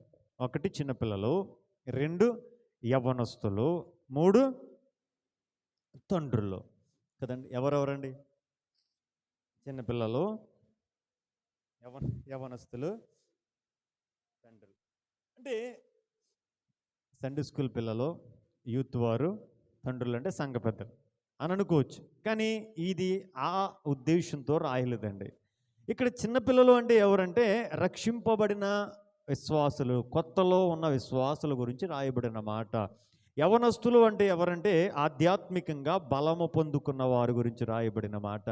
తండ్రులంటే ఎవరంటే ఒక ఆత్మీయ తండ్రి స్థానములోనికి ఎదిగిన వారి గురించి రాసిన మాట. ఇక్కడ యోహాను భక్తుడు ఎవరు దుష్టిని జయించి ఉన్నారు అని రాస్తూ ఉన్నాడు. చూడండి, ఎవరండి? యవ్వనస్తులారా, మీరు బలవంతులు. ఎలా బలవంతులుగా మార్చబడ్డారు? 3 మాటలు రాస్తూ ఉన్నాడండి. మీరు బలవంతులు, దేవుని వాక్యము మీ యందు ఉన్నది, మీరు దుష్టుని జయించి ఉన్నారు. 3 మాటలు రాశాడు కదండి. ఎవరి గురించి రాస్తూ ఉన్నాడండి? యవ్వనస్తులు. యవ్వనస్తులు అంటే ఎవరండి? ఆధ్యాత్మికతలో దేవుని బలాన్ని పొందుకున్నవారు. అందుకే అక్కడ రాస్తాడు, యవ్వనస్తులారా మీరు బలవంతులు. ఏ బలం గురించి రాస్తూ ఉన్నాడంటే ఆత్మ సంబంధమైన బలం. రెండవది, యవ్వనస్తులు అని అంటానికి రెండవ కారణం ఏంటి అంటే దేవుని వాక్యము చేత వారిని వారు ఏం చేసుకున్నారంటండి? నింపుకున్నారు. అందుకే అంటున్నాడు కదా, దేవుని వాక్యము మీ యందు నిలుచుచున్నది. 2 క్వాలిఫికేషన్స్ ఉంటాయంటండి బైబిల్ గ్రంథంలో ఉన్న యవ్వనస్తులుగా ఉండటానికి. ఏంటంటే దేవుని బలము చేత నింపుకుంటారు, రెండవది దేవుని వాక్యము చేత నింపుకుంటారు. ఇప్పుడు ఆ 2 కూడా వీరిలో ఉన్నాయి కాబట్టి వీరు ఎవరిని జయించారు? దుష్టుడిని జయించారు. ఇప్పుడు యేసుక్రీస్తు ప్రభువు కూడా దేవుని ఆత్మ చేత నింపబడ్డాడు. అట్ ది సేమ్ టైం దేవుని వాక్యము చేత నింపబడ్డాడు. ఆ రెండు కూడా యేసయ్య కలిగి ఉన్నాడు కాబట్టి యేసయ్య అపవాది అయిన సాతానుని ఏం చేయగలిగాడండి? జయించగలిగాడు. ఈ సత్యం ఎవరికి తెలుసంటే ఆయనను వెంబడించిన కదండి. యేసయ్య ఏ విధంగా అపవాదిని జయించాడో ఆయన కూడా తిరుగుతున్న శిష్యులకు ఆయన చెప్తాడా లేదా అండి? ఎందుకు అంటే నేను వెళ్ళిపోయిన తరువాత అపవాది మీ మధ్యకు వస్తాడు అని యేసయ్య చెప్పాడు కదా. కాబట్టి ఏ విధంగా వాడిని జయించాలో కూడా యేసయ్య చెప్పాడండి. యేసయ్య దగ్గర నుంచి శిష్యులు ఏమి నేర్చుకున్నారో అదే వారిని వెంబడిస్తున్న వారికి శిష్యులు నేర్పించారు. అదే ఇక్కడ చెప్తున్న మాట, యవ్వనస్తులారా మీరు బలవంతులు, దేవుని వాక్యము మీ యందు నిలుచుచున్నది గనక. అంటే ఇది నాన్న దుష్టిని జయించాలి అంటే మనకి ఆత్మబలం కావాలి, రెండవది వాక్య బలం కూడా కావాలి. రెండు కూడా కావాలండి. రెండాట్లో ఏది తక్కువగా ఉన్నా మనము పరిపూర్ణముగా విజయము సాధించలేము. కానీ ఇది నాన్న ఒక మాట ఆలోచన చేద్దాం. ఇది నాన్న ఎందుకు క్రైస్తవులుగా మనం ఓడిపోతున్నాం?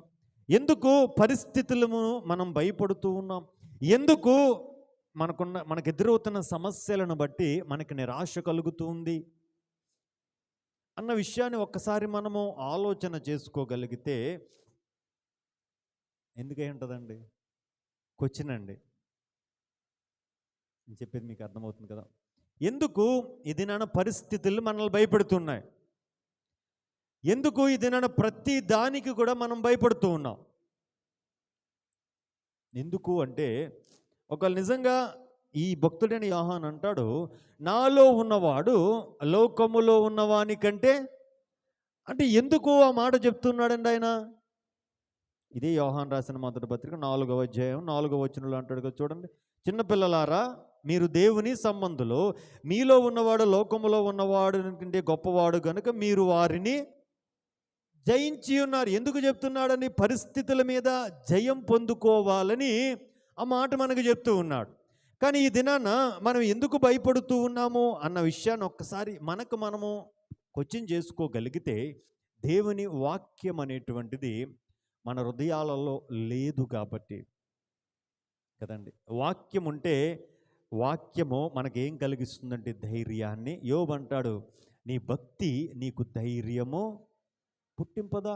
అంటే ఈ దినాన మనం చేస్తున్న భక్తి మనకి ధైర్యాన్ని పుట్టించట్లేదు అంటే మన భక్తి జీవితాన్ని మనం ఏం చేసుకోవాలి అంటే సరి చేసుకోవాలి. జ్వరం వచ్చినప్పుడు పారాసెటమాల్ ట్యాబ్లెట్ వేసుకుంటే జ్వరం ఏమవుతుందండి? తగ్గుతుంది. భయం కలుగుతున్నప్పుడు భక్తి జీవితాన్ని సరి చేసుకుంటే బ్రతుకులు ఏమవుతాయంటే బాగుపడతాయండి. అంతే తప్ప పరిస్థితులు మారుతూ ఉన్నప్పుడు అది మార్చాలి, ఇది మార్చాలి, అక్కడికి వెళ్ళాలి, ఇక్కడికి వెళ్ళాలి అని వాళ్ళ చుట్టూ వీళ్ళ చుట్టూ తిరిగితే పరిస్థితులు ఏమవ్వండి? మార్చబడవు. మారవలసింది ఇల్లు కాదండి, మారవలసింది మనస్సు మారాలి. ఏం మారాలండి? మనస్సు మారాలి, బ్రతుకు మారాలి. బ్రతుకు మారితే పరిస్థితులు ఆటోమేటిక్గా దేవుడు ఏం చేస్తాడు అంటే మారుస్తాడు. బ్రతుకును మార్చేది వాక్యం. బ్రతుకుని ఏం మారుస్తుందండి? వాక్యము. హృదయానికి అయిన గాయాన్ని కట్టేది వాక్యం. బైబిల్ అంటే నీ వాక్యమే నన్ను ఆదరిస్తుందయ్యా, నీ వాక్యమే నన్ను స్వస్థపరుస్తుందయ్యా, నా బాధలలో నీ వాక్యమే నాకు నెమ్మది కలిగిస్తుందయ్యా అని వాక్యములో పదే పదే పదే పదే దేవుడు రాయించినా కానీ మనము ఆదరింపబడట్లేదు అంటే, మనము బలపరచబడట్లేదు అంటే, మనము దుఃఖ నివారణ పొందలేకపోతూ ఉన్నాము అంటే హృదయపూర్వకంగా అంగీకరించాలి. వాక్యము మన హృదయాలలో మనము తీసుకోలేదు. మనం చేస్తున్న భక్తి సరి అయినది కాదు. మనం యేసయ్య డాక్టర్ దగ్గరికి వెళ్ళాలండి కదా. వాక్యం అనే డాక్టర్ అర్థంలో మనం ఏం చేసుకోవాలి? చూసుకోవాలి. ఏదైనా బైబిల్ చెప్తుంది వాక్యము నిలిచి ఉంటే అపవాదిని జయిస్తామని చెప్తుంది కదా. ఏదైనా మనం అపవాది మీద జయం పొందలేకపోతూ ఉన్నాము అంటే వాక్యము మనలో ఏం చేయట్లేదు అంటే నివాసము చెయ్యట్లేదు. వాక్యము మనలో ఏం చేయట్లేదు అంటండి? నివాసం ఉండట్లేదండి. వాక్యము మనలో నివాసం ఉంటే, మొన్న చెప్పాను, నేను పాపము చేయకుండానట్లు నా హృదయములో నీ వాక్యమును, చూడండి నేను ఒక మాట చెప్తాను, స్వస్థత కలగాలి అంటే వాక్యము హృదయములో ఉండాలి. పాపము చేయకూడదు అంటే వాక్యము హృదయములో ఉండాలి. అపవాది మీద విజయము పొందాలి అంటే వాక్యము హృదయములో ఉండాలి. విశ్వాసం కలగాలి అంటే వాక్యము హృదయములో ఉండాలి. నూతన జన్మ మనము పొందాలి అంటే వాక్యము హృదయములో ఉండాలి. సమస్తము ఏ టు జెడ్ దేవుని దగ్గర నుంచి మనం ఏం పొందుకోవాలి అన్నా వాక్యం అనేటువంటిది హృదయములోనికి ఇంజెక్ట్ చేయబడాలి. ఇంజెక్షన్ చేయించుకున్నప్పుడు 1000 ఇంజెక్షన్స్ అని ఉంటాయండి, మీరు చేయించుకుని ఉంటారు కదండి. ఎందుకు ఈ నరానికి ఇంజెక్షన్ చేస్తారంటే ఇది ఇమ్మీడియట్గా ఆ మందు బ్లడ్లోకి వెళ్ళిపోతుంది. బ్లడ్లో ఏమైపోతుందంటే మందు కలిసిపోతుంది. అదేవిధంగా వాక్యం అనేటువంటిది హృదయంలోనికి వెళ్ళనంతసేపు వాక్యము ద్వారా మనము అనుభవించవలసిన వాటిని మనం ఏం చేయలేము అంటే చేయలేము. ఇది నాన్న యవనస్తులు ఎలా ఉండాలో చెప్తున్నాడు. ఎలా ఉండాలండి? బలం కలిగి ఉండాలి. ఎలా ఉండాలండి? వాక్యము చేత నింపబడి ఉండాలి. కానీ ఈ దినాన్ని యవనస్తులు ఎలా ఉన్నారండి? నేను ఒక మాట అంటాను, ఏమనుకోద్దమ్మా. ఒక సామెత ఉందండి, యథా రాజా తదా ప్రజ. అంటే అర్థం ఏంటండి? తెలీదమ్మా? సరే, నేను దానికి మళ్ళీ మీరు బాధపడతారు, నేను దాని గురించి చెప్పను. కానీ ఆలోచన చేద్దాం. ఇది నేను అసలు ఒక మాట చూద్దాం. కొలసీలకు రాసిన పత్రిక 2వ అధ్యాయం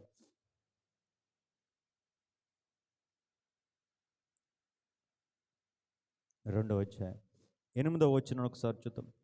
ఆయనను అనుసరింపక, చదవండి అమ్మా, మనుష్యుల పారంపర్యాచారమును అనగా ఈ లోక సంబంధమైన మూల పాఠములను అనుసరించి మోసకరమైన నిరర్ధక తత్వజ్ఞానము చేత మిమ్మును చెరపట్టుకొని పోవువాడైనను ఉండినేమోనని చెప్తున్నాడండి. కొలస్సీ సంఘానికి పౌలు హెచ్చరిస్తూ ఉన్నాడు. మిమ్మల్ని ఎవడైనా మోసం చేస్తాడేమో, ఈ లోక సంబంధమైన జ్ఞానాన్ని అనుసరించి మిమ్మల్ని వెళుతున్న మార్గము నుంచి మిమ్మలను తప్పించేస్తాడేమో, మిమ్మలను చెరపట్టుకుని వెళ్ళిపోతాడేమో అని ఎలా ఉండమంటున్నాడండి? జాగ్రత్తగా మరొక మాట కూడా చూద్దాం చూడండి. దీనికి అనుసంధానంగా తిమోతికి రాసిన మొదటి పత్రిక 6వ అధ్యాయం 20వ వచనం చూడండి. ఓ తిమోతి, నీకు అప్పగింపబడిన దానిని కాపాడి అపవిత్రమైన వట్టి మాటలకును జ్ఞానమని అబద్ధముగా చెప్పబడిన విపరీతవాదములకు దూరముగా ఉండుము. ఆ విషయములో ప్రవీణులమని కొందరు అనుకొని విశ్వాస విషయము తప్పిపోయిరి. ఇక్కడ మరొక మాట కూడా జ్ఞాపకం చేస్తున్నాడని. ఇక్కడ జ్ఞానమని అబద్ధముగా చెప్పబడిన విపరీత వాదములకు ఎలా ఉండాలంటండి? దూరముగా ఉండాలి. నేను ఈ మాటను ఒక చిన్న మాటలో మీకు చెప్పేసి నేను ముందుకెళ్తా. విపరీత వాదాలు, దీనికి పైగా పెట్టుకున్నది ఏంటంటే జ్ఞానము అని పెట్టుకున్నారంటే పేరు. మీరు చూస్తున్నారండి, ఇది నన్ను టీవీస్లో యూట్యూబ్లో డిబేట్. ఏంటండి అది? డిబేట్. ఎందుకండి డిబేట్? నేను గొప్ప అని చెప్పుకోవడానికి. ఆఖరికి ఆ డిబేట్లో తేలింది ఏంటంటే ఎవడో నెగ్గడో, ఎవరో, ఏం జరగదండి. అంటే ఇది అంతా ఎలా ఉంటుందంటే ఒక జిమ్మిక్ అనమాట. చూసి వాళ్ళకి నా అంత జ్ఞానవంతుడు లేడు అని కనపరుచుకోవటానికి చేసే పనులండి. ఇది నాన్న దేవుని శక్తి మీద ఆధారపడిన వ్యక్తులు ఈ విధమైన వాటికి ఎలా ఉండాలి? దూరముగా. ఎలా ఉండాలంటే దూరము అంటే ఎంత దూరంగా వెళ్ళిపోతే అంత మంచిది. దేనికి అంటే మన ఆధ్యాత్మిక జీవితానికి. అందుకే ఆధ్యాత్మిక జీవితాలు బాగుపడాలి అంటే, మన భక్తి జీవితము సరిచేయబడాలి అంటే, ఇందాక మనం చదువాం, ఎవరైతే వాక్యాన్ని వక్రీకరించి వారి ఈ లోక సంబంధమైన తత్వజ్ఞానము చేత మనల్ని ఎవరైతే మోసం చెయ్యాలని చూస్తారో వారికి ఎలా ఉండాలంటండి? దూరముగా ఉండాలి. రెండవది, జ్ఞానమని విపరీత వాదాలు పెట్టుకుంటారు చూసారా, అటువంటి వాటికి కూడా మనం ఎలా ఉండాలంటండి? దూరముగా ఉండలేకపోతే మన భక్తి జీవితాలు ఏమవ్వు అంటే సరవ్వండి.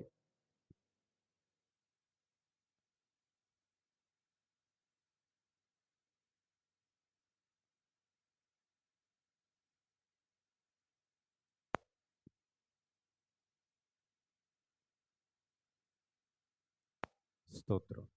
దూరముగా ఉండకపోతే భక్తి జీవితాలు ఏమవ్వంటండి, సరిచేయబడవు. అందుకే చెప్తున్నాను, మరలా చెప్తున్నానండి, ఏ మీటింగ్ పడితే ఆ మీటింగ్కి వెళ్ళొద్దండి. ఏంటి పాస్టర్ గారు ఎన్నిసార్లు చెప్తారండి, ఆల్రెడీ మొక్క మీరోసారి చెప్పారు కదా అంటే మరలా చెప్తానండి, మరలా చెప్తాను. ఎన్నిసార్లైనా మానేసి వరకు కూడా చెప్తా. ఎందుకు అంటే ఇది ఆధ్యాత్మిక జీవితాలకు మోసకరమైన తత్వజ్ఞానము చేత ఎలా పట్టుకుపోతారంటండి, చెర పట్టుకుని వెళ్ళిపోతారంటండి. చెరలో నుంచి మళ్ళీ అక్కడికి వెళ్ళారంటే బయటికి రావటం అసలు ఇంక మరి సామాన్యమైన విషయము కాదండి. ఎవరైనా వెళ్ళారండి, ఎవరు వెళ్ళదు కదా, అక్కడ అలా ఉంటుందండి. మరి ఒకసారి వెళ్ళిన తర్వాత ఆ పరిస్థితులు అర్థమవుతాయి అన్నమాట. అంటే అటువంటి దానికి దూరంగా ఉండాలి. రెండవది, ఎవరైతే జ్ఞానం సత్యం మాదే సత్యం అని డిబేట్లు జరుగుతున్నాయి, వాదాలు పెట్టుకుంటున్నారు చూసారా, అటువంటి వాటికి కూడా మనం ఎలా ఉండాలి అంటే దూరముగా ఉండాలి. అంటే ఇవి మన భక్తి జీవితము సరి అవ్వాలి అంటే దేవుడిస్తున్న మెడిసిన్ అండి ఇది. ఏంటంటే ఇది దేవుడిస్తున్న మెడిసిన్. ఇంకొక మాట కూడా చదువుతాం చూడండి, ప్రకటన గ్రంథం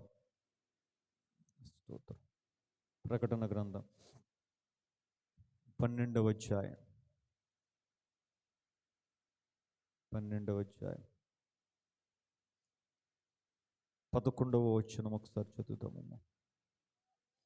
వారు గొర్రెపిల్ల రక్తమును బట్టి తామిచ్చిన సాక్ష్యమును బట్టి వారిని జయించి ఉన్నారు, కానీ మరణము వరకు తమ ప్రాణములను ప్రేమించిన వారు కారు. మూడవదిగా జ్ఞాపకం చేస్తున్న మాట ఏంటి అంటే, ఎవరు జయించగలరు, ఎవరు జయించారు అన్న విషయాన్ని జ్ఞాపకం చేస్తూ, గొర్రెపిల్ల రక్తమును బట్టి తామిచ్చిన సాక్ష్యమును బట్టి వానిని ఎవరిని జయించారంటండి,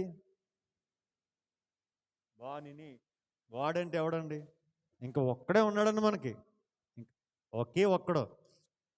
ఆడెవడంటే అపవాది అయిన సాతాను. ఇప్పుడు పరలోకం వెళ్ళిపోయిన తర్వాత అపవాదిని జయించిన వారి గురించి చెప్తున్న సాక్ష్యం అండి అది. వారిని చూపించి వారు ఇక్కడికి ఎలా వచ్చారనుకున్నావు, యోహానుతో చెప్తున్నారండి. వారు ఇక్కడికి ఎలా వచ్చారనుకున్నావు, వారు ఎలా జయించాడు అపవాదిని అనుకున్నావంటే గొర్రెపిల్ల రక్తాన్ని బట్టి జయించారు. రెండవది తామిచ్చిన సాక్ష్యాన్ని బట్టి అంటండి. 2 మాటలు రాశాడండి. ఏంటండి అవి? మొదటిది యేసు రక్తము, రెండవది సాక్ష్య జీవితం. ఇప్పుడు ఈ రెండాటిని బట్టి కూడా వారు దేన్ని జయించగలిగారు అంటే అపవాది అయిన సాతాను కదండి. మనందరికీ తెలుసు యేసు రక్తము ద్వారా ఎటువంటి ఆశీర్వాదాలను మనం చూడగలమో మనందరికీ తెలిసిన విషయమే కదండి. ప్రకటన మనం బైబిల్ గ్రంథంలో మనం చూడగలిగినట్లయితే ప్రకటన గ్రంథంలోనే ఉంటుంది కదమ్మా.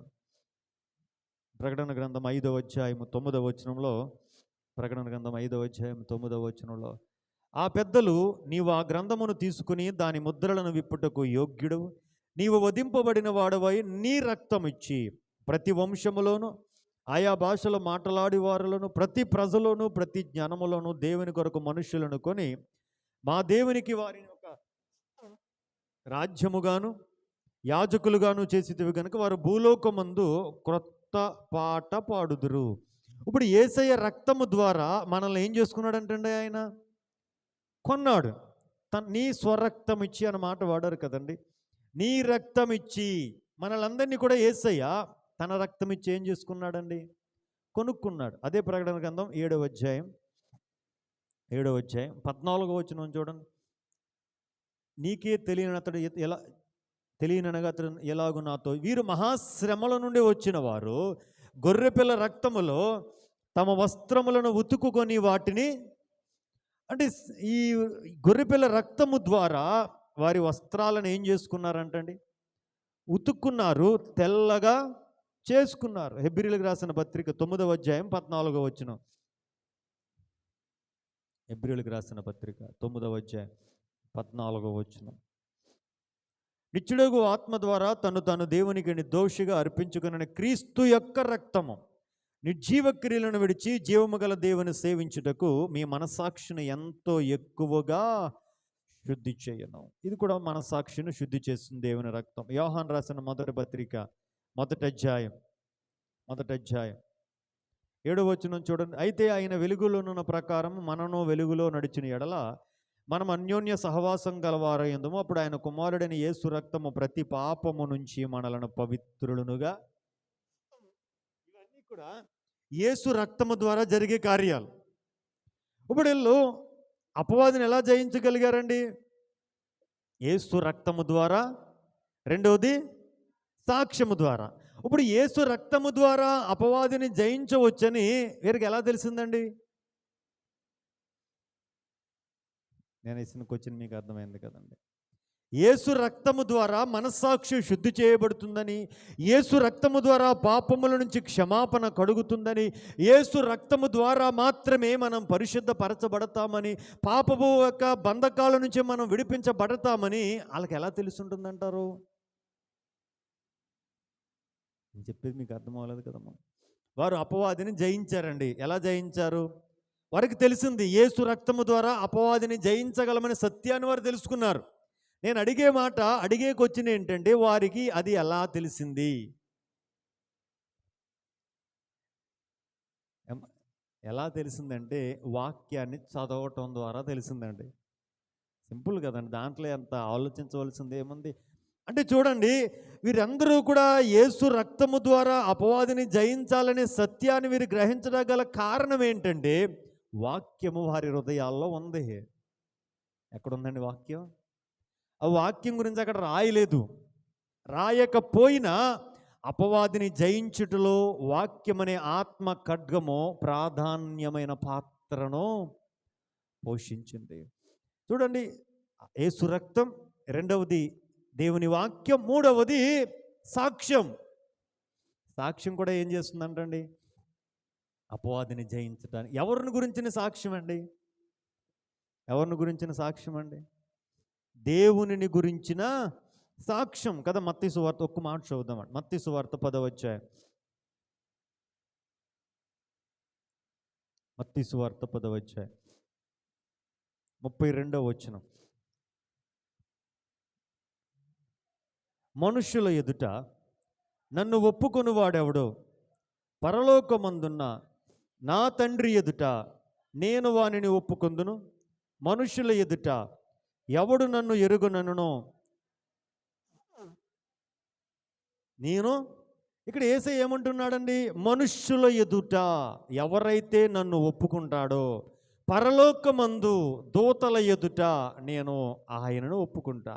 మనుష్యుల ఎదుట ఎవడైతే నన్ను ఒప్పుకోడో, పరలోకమందును వచ్చిన తర్వాత నువ్వెవడవో నాకు తెలియదు అంటానన్నాడు.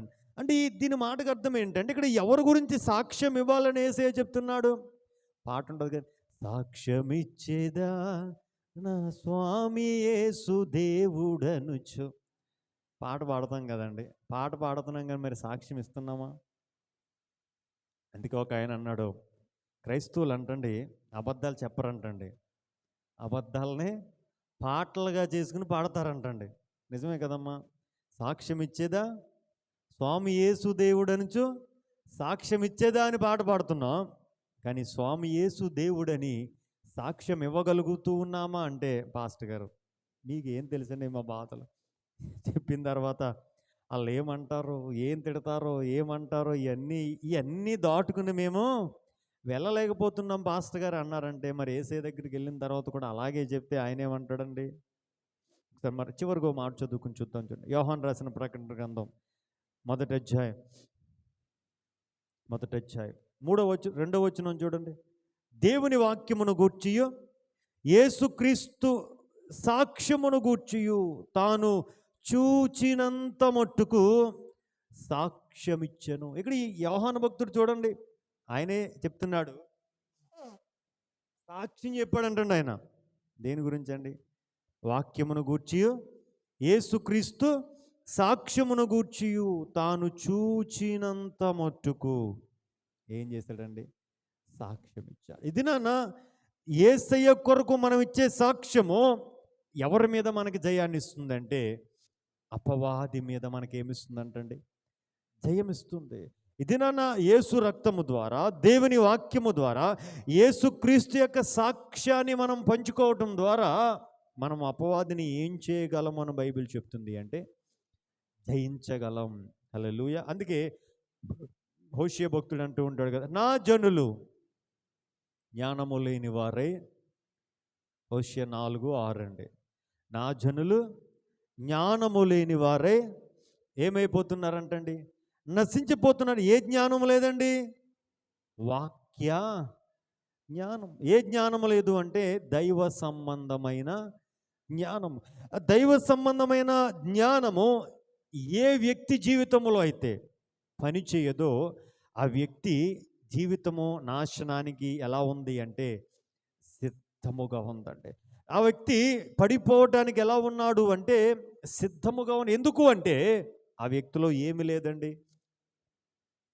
జ్ఞానము లేదు. జ్ఞానము కలిగిన వ్యక్తి ఏం చేయగలడంటే ప్రతిదాన్ని కూడా ఏం చేస్తాడండి? వివేచించగలుగుతాడు. జ్ఞానం కలిగిన వ్యక్తి ప్రతిదాన్ని కూడా గ్రహించగలుగుతాడు. తద్వారా దేవుని రాకడ కొరకు ఏం చేసుకోగలుగుతాడంటే సిద్ధపరచుకో. కాబట్టి ఈ యుద్ధకాలం సమయంలో వాక్యమును విన్న మనము దేవుని వాక్యం అనే ఆత్మఖడ్గాన్ని మనం ఏం చేయాలండి? వాడాలి, ఉపయోగించాలి, ధరించుకోవాలి అన్న విషయాన్ని జ్ఞాపకం చేస్తారు కదా. దేవుని వాక్యం అనే ఆత్మఖడ్గాన్ని మనం వాడాలి అంటే మొట్టమొదట దేవుని వాక్యము చేత మనల్ని మనం ఏం చేసుకోవాలండి? నింపుకోవాలి. ఏం చేసుకోవాలండి? యవనస్తులారా మీరు బలవంతులు, దేవుని వాక్యము మీ యందు నిలుచుచున్నది గనుక మీరు అపవాదిని మీరు జయించి ఉన్నారు. కాబట్టి దేవుని వాక్యము చేత మనల్ని మనం ఏం చేసుకోవాలి? నింపుకోవాలి. మరలా చెప్తున్నానండి, దేవుని వాక్యముతో మనము గడిపే సమయము మన ఆధ్యాత్మిక స్థితిని ఏం చేస్తుందంటే నిర్ణయిస్తుంది. ఆధ్యాత్మికంగా లోతైన అనుభవాల్లోనికి నడిపించబడి లోతైన ఆశీర్వాదాలను దేవుని దగ్గర నుంచి మనం పొందుకోవాలి అంటే ఒకటే ఆప్షన్ అండి, బైబిల్ ఎదురుగుండా వేసుకొని కూర్చోవటమే, చదవటమే, దేవుని వాక్యాన్ని ధ్యానించటమే దేవునితో మనం గడిపే సమయము. తద్వారా దేవుడిచ్చే ఆశీర్వాదము ఇవన్నీ కూడా ఒకసారి కంపేర్ చేసుకోగలిగితే ఆయనతో మనం సమయం గడపకుండా ఉండలేము. మరలా చెప్తున్నాను, దేవుని వాక్యంతో మనం ఏం చేయాలి? సహవాసం చెయ్యాలి. దేవుని వాక్యముతో మనము సమయము గడపాలి. దేవుని వాక్యాన్ని మనం ఏం చేయాలి? చదవాలి. మరలా చెప్తున్నానండి, మీరు ఎంతసేపు చదివితే అంత ఆశీర్వాదం. 10 నిమిషాలు చదివితే 10 నిమిషాల ఆశీర్వాదమే. గంట చదివితే గంట ఆశీర్వాదమే. 2 గంటలు చదివితే 2 గంటల ఆశీర్వాదం. దేవుడు అందుకే చెప్పాడు కదండి, 30 అంతలుగా ఒకడు దీవించబడ్డాడు, 60 అంతలుగా ఒకడు దీవించబడ్డాడు. 100 ఒకటే వాక్యం అండి, ఒకటే విత్తనం. ఆ విత్తనమే ఒకడిని 30 అంతలుగా చేస్తే కారణం ఏంటంటే మిగతా 70% తన జీవితంలో సమయాన్ని ఏం చేశాడండి? వృధా చేశాడు. మరొక వ్యక్తి 60% వచ్చింది, ఇంకా 40% ఆ వ్యక్తి జీవితంలో రావాల్సి ఉంది. ఒక వ్యక్తి అయితే సంపూర్ణముగా 100% ఆ వ్యక్తి జీవితంలో ఫలించాడు. నేను అంటానండి, మరి మీకే ఇచ్చాను చాయిస్. పాస్టర్ గారు నేను 10% పనిస్తానండి, 90% అది మీ ఇష్టం.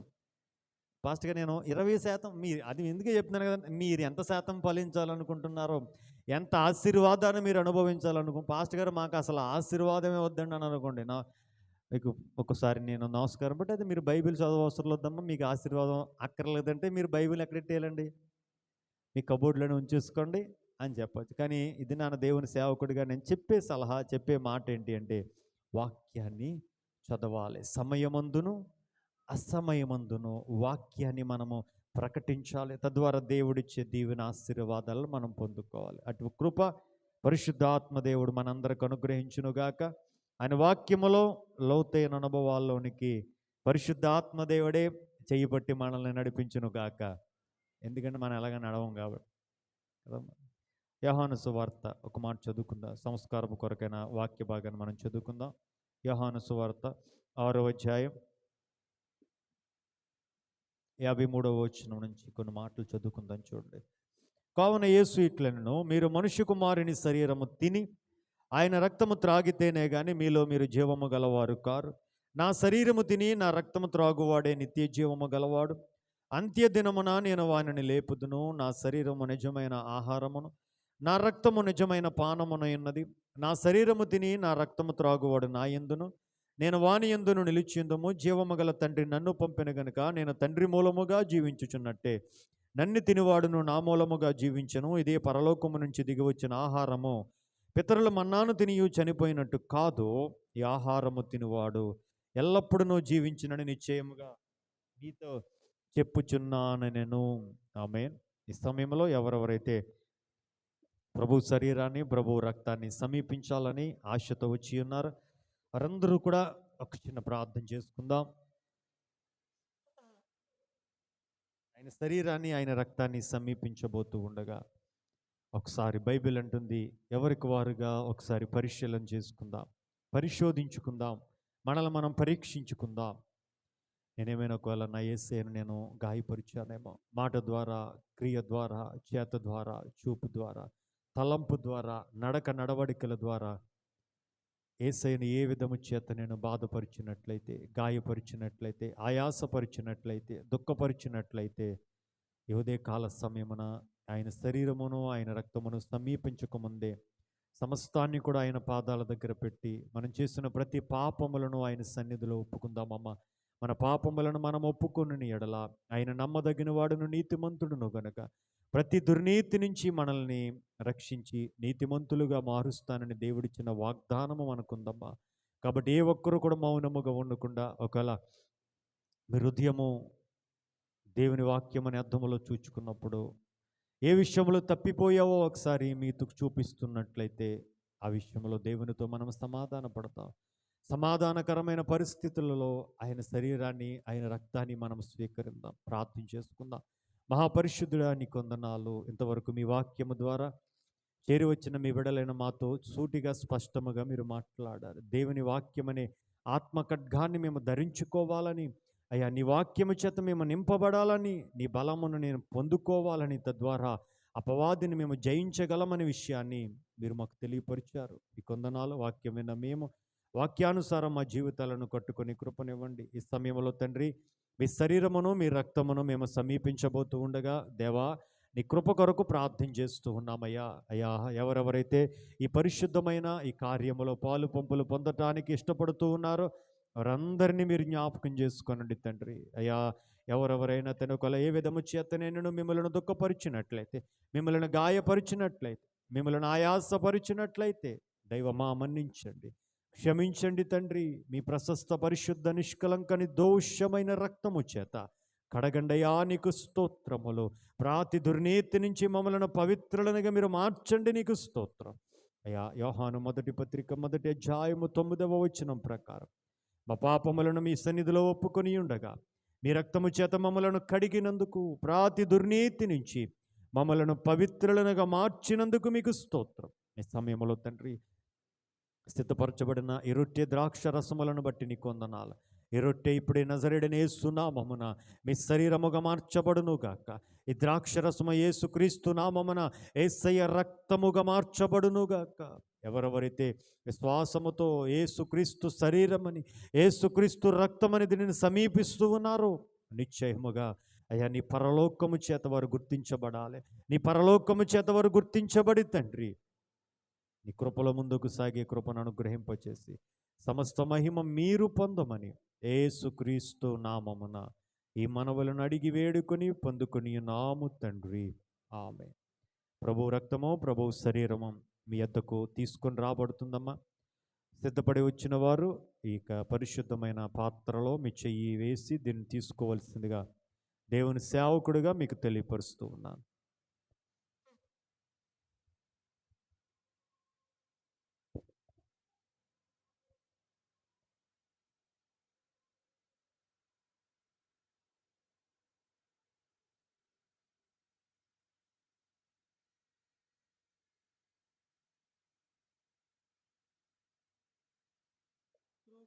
చూపి బ్రోవుమయ్యా అపరాధిని యేసయ్యా, కృప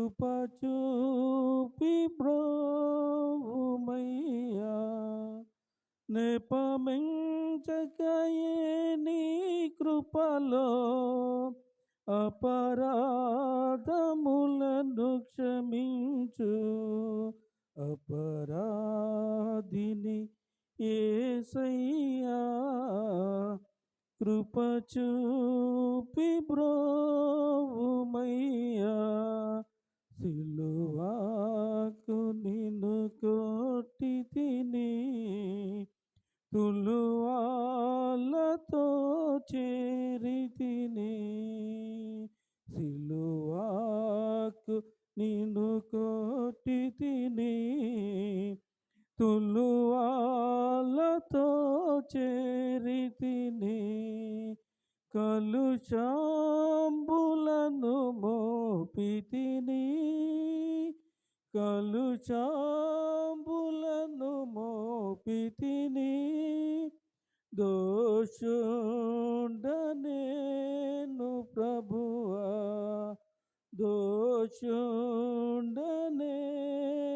ప్రభువా. అపరాధిని యేసయ్యా, కృప చూపి బ్రోవుమయ్యా. అపరాధిని యేసయ్యా, కృప చూపి బ్రోవుమయ్యా. ప్రకాలు బల్లెపు పోటు గ్రక్కున పొడిచి తినేనే. ప్రకాలు బల్లెపు పోటు గ్రక్కున పొడిచి తినేనే. మిక్కిలి బాధించి తిని, మిక్కిలి బాధించి తిని. మక్కువ చూపితివయ్యో, మక్కువ చూపితివయ్యో. అపరాధిని యేసయ్యా, కృప చూపి బ్రోవుమయ్యా. అపరాధిని యేసయ్యా, కృప చూపి బ్రోవుమయ్యా. ముల్లాతో కిరీటంబు నల్లిని శిరమున విడితి. ముల్లాతో కిరీటంబు నల్లిని శిరమున విడితి. నా వల్ల నేరమాయే, నా వల్ల నేరమాయే. చల్లని దయగల తండ్రి, చల్లని దయగల తండ్రి. అపరాధిని యేసయ్యా, కృప చూపి బ్రోవుమయ్యా. అపరాధిని యేసయ్యా, కృప చూపి బ్రోవుమయ్యా. దాహంబు కొనగా చేదు, చిరకాను ద్రావనిడితి. దాహంబుగొనగా చేదు, చిరకాను ద్రావనిడితి. ద్రోహుండనై చేసి తిని, ద్రోహుండనై చేసి తిని. దేహాంబుగాయాంబులను,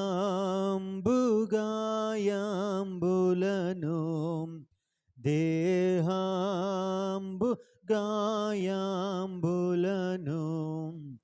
అపరాధిని సయ్యా కృప చూపి బ్రోవుమయ్యా అపరాధిని యేసయ్యా కృప చూపి బ్రోవుమయ్యా. ప్రార్థన చేసుకుందాం. పరిశుద్ధుడా నీ కొందనాలు, మీ శరీరమును తిని మీ రక్తమును పానము చేయటానికి మాకు ఇచ్చిన భాగ్యమును బట్టి స్తోత్రం. నా శరీరము తిని నా రక్తము త్రాగువాడి నిత్య జీవము గలవాడు, అంత్యదినమున నేను వానిని లేపుదును అని సెలవిచ్చావు. నా శరీరము తిని నా రక్తము త్రాగువాడే నిత్య జీవము గలవాడని మీరు మాట్లాడారు. నా శరీరము తినే రక్తము త్రాగువాడని నేను వానిలో నిలిచి ఉంటాను, అతడు నాలో నిలిచి ఉంటాడని మీరు సెలవిచ్చారు. విశ్వాసముతో నమ్మికతో ఈ పరిశుద్ధమైన కార్యములో పాలు పంపులు పొంది ఉండగా దీని ద్వారా రావలసిన దీవెన ఆశీర్వాదాలను మేము అనుభవించే కృప మాకందరికీ దయచేయండి. ఇంకా ఎవరెవరైతే ఈ కార్యక్రమంలో పాలు పొందలేకపోయారో మీ చిత్తమైతే వారు కూడా మరల నెలలో పాలు పొందే కృప, అటువంటి ప్రేరేపణ, అటువంటి సమర్పణ వారికి మీరు అనుగ్రహించి మీరు మహిమ పొందమని యేసుక్రీస్తు నామమున ఈ మనవడుగుచున్నాము తండ్రి, ఆమేన్.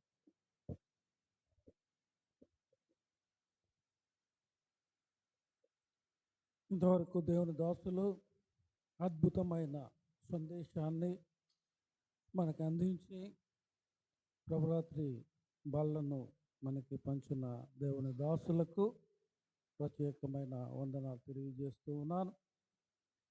ఈ యొక్క సమయంలో సంఘ క్వైర్ బిడ్డలు వచ్చి పాట పాడుచూ ఉండగా కానుకలు ఎత్తి పెడతాయి.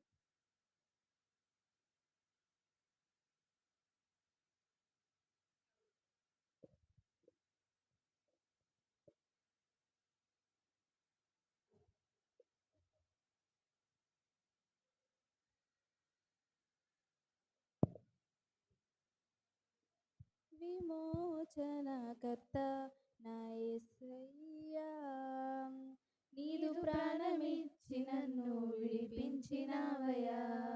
విమోచనకర్త నా యేసయ్యా, నీదు ప్రాణమిచ్చి నన్ను విడిపించినావయ్యా.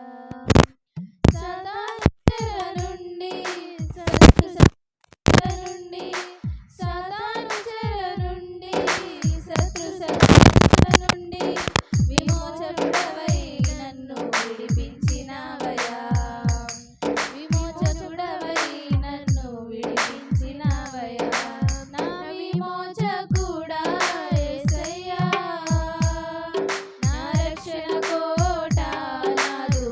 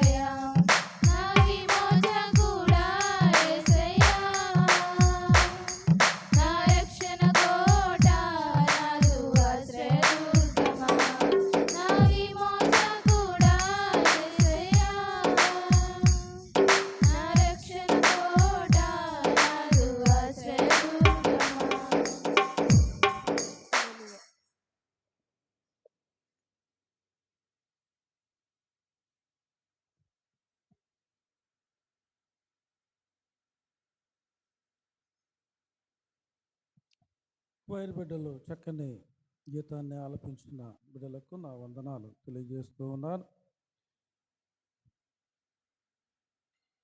దేవుడు చేస్తున్న మేళ్ళను బట్టి కృతజ్ఞతగా నిజి మరి కృతజ్ఞత కానుకను సమర్పించింది. ఆ బిడ్డను, తల్లిని, వారి యొక్క సంపూర్ణ కుటుంబాన్ని దేవుడు దీవించులాగున మీరందరూ ప్రార్థించవలసిందిగా మనవి చేస్తూ ఉన్నారు. అలాగే ముంగ సలోనా దశమ భాగాన్ని సమర్పించింది.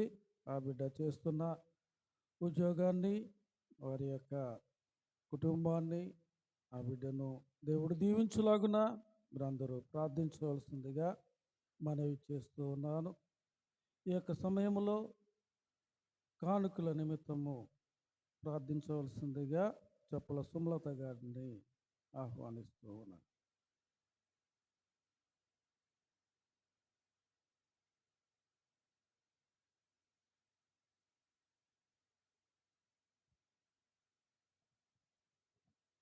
ప్రార్థన.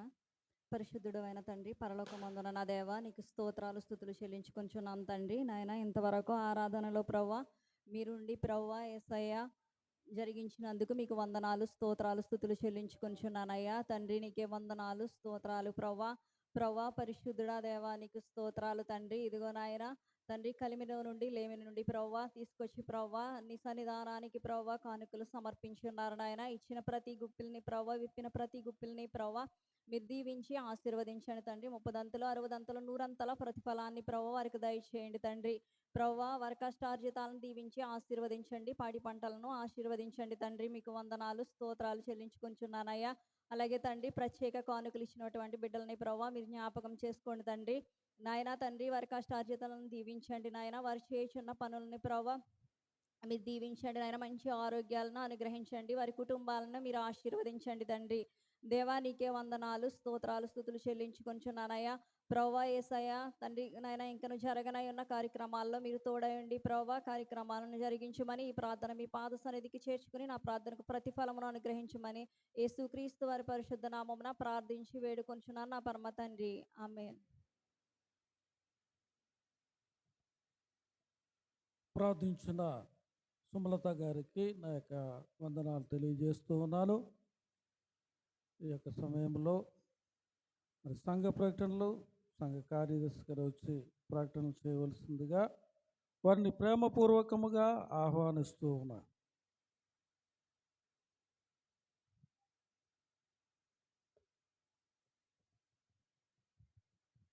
దేవుని పరిశుద్ధ నామానికి స్తోత్రములు. దేవుడు గతించిన వారమంతా ఆయన రెక్కల చోట్ల మనందరినీ కాపాడి మరి ఒక గొప్ప ధన్యతను మనకందరికి ఇచ్చినందుకు దేవునికి లెక్కలేని వందనాలు తెలియపరుస్తున్నాను. ఇకపోతే మన మీటింగులో లెక్కలు నేను ఇంతవరకు చెప్పలేకపోయాను. ఎందుకంటే నేను ముందే చెప్పాను కదా మీకు, నాకు మతిమరుపు అని. ఇక్కడ వచ్చిందో బ్యాలెన్స్ అయితే నేను వేస్తున్నది వేరే బ్యాలెన్స్. ఎందుకంటే మన జాన్ మాస్టర్ గారు కుటుంబాన్ని నుంచి 30,000 అని చెప్పారు. దాంట్లో 10,000 ఆర్కెస్ట్రా వాళ్ళకి వాళ్ళు ఆల్రెడీ అక్కడ ఇచ్చారు. తర్వాత వాళ్ళు పంపిందో 15,000. నేను 30,000 లెక్కలు వేసుకుని ఈ లెక్కలు చెప్తూ ఉంటుంటే నాకు ఆ బ్యాలెన్స్ కుదరలేదు. అప్పుడు రాజీని కలిసినప్పుడు రాజీ లిస్టులో వాళ్ళు పంపిన డబ్బు 15,000 ఉంది అక్కడ. దానివల్ల అది మాకు తేడా రావటం, అది నాకు ఎన్నిసార్లు వేసినా వేరే చోట డబ్బు ఉంది, వేరే చోట లెక్కలు వేస్తే ఎలా తెలుస్తుంది? అది తేలలేదు కదా అని రాజు దగ్గరికి వచ్చినప్పుడు రాజు లిస్టులో అది ఖాళీ 15,000 వాళ్ళ కుటుంబాన్ని నుంచి వచ్చాయి. తర్వాత ఆర్కెస్ట్రా వాళ్ళకి ఇక్కడ 5,000 ఇచ్చాము, అక్కడ 10,000. నేను ఈ 5,000 ఇచ్చినట్టు వాళ్ళ 30,000 వచ్చినట్టు నేను 5,000 ఇచ్చినట్టు లెక్క వేసుకుంటున్నాను తప్ప అక్కడ 10,000 సంగతి నాకు జ్ఞాపకం రాదు. అదే నేను జ్ఞాపకం ప్రాబ్లం అలా జరిగింది. ఏదైనప్పటికీ మన మీటింగులు నిమిత్తమై వచ్చిన డబ్బు 2,26,000 వచ్చింది. ఇకపోతే రాత్రి ఎత్తిన చందా 16,796 రూపాయల రాగా మొత్తం మనకు వచ్చిన డబ్బు 2,42,796 రూపాయలు మనకి వచ్చింది. మీటింగులకి ఖర్చు 1,67,550 రూపాయలు ఖర్చు అయింది. మీటింగుల్లో వచ్చిన మొత్తంలో ఈ ఖర్చు తీసేగా మనకి ఎంత మిగిలిందంటే 58,444 రూపాయలు మీటింగుల నిమిత్తంలో మిగిలిన డబ్బు. ఇకపోతే మన సంఘంలో కొంత మొత్తం ఉంది కాబట్టి ముందు పాత మొత్తం అది కలుపుకుంటే మనకి ప్రస్తుతం మన సంఘంలో ఉన్న మీటింగుల తర్వాత వచ్చిన మిగిలిన బ్యాలెన్సు 1,25,929 రూపాయలు ప్రస్తుతము మన సంఘంలో ఉన్న నిల్వ. తర్వాత అది కాకుండా అది మీటింగుల వరకే. తర్వాత మీటింగుల నుంచి వచ్చిన బాకీ 4 వారాలు 5 వారాలు ఉంది. అది మొత్తం 42,310 రూపాయలు మీటింగ్ అయిన తర్వాత మన ఆదివారం వచ్చిన బ్యాలెన్స్ ఇది. ఇకపోతే అవి కలుపుకుంటే మొత్తం 1,68,239 రూపాయలు ప్రస్తుతం మన సంఘంలో ఆదాయము. ప్లస్ 1,50,000 ముందు బ్యాంకులో ఉంది. అవి మన సంఘ వివరాలు. ఇకపోతే పోయిన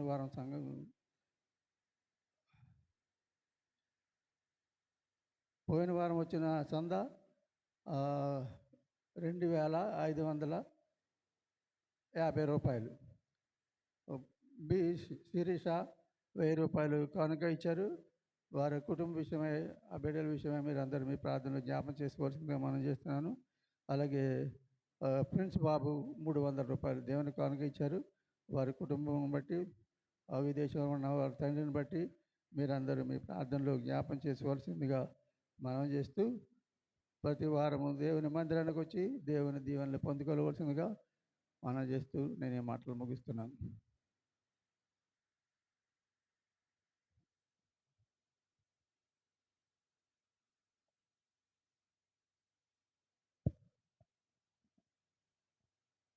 దేవుని సేవకుని ప్రేమించి బియ్యం తీసుకొచ్చిన కుటుంబాలకు దేవుడు దీవించి ఆశీర్వదించును గాక.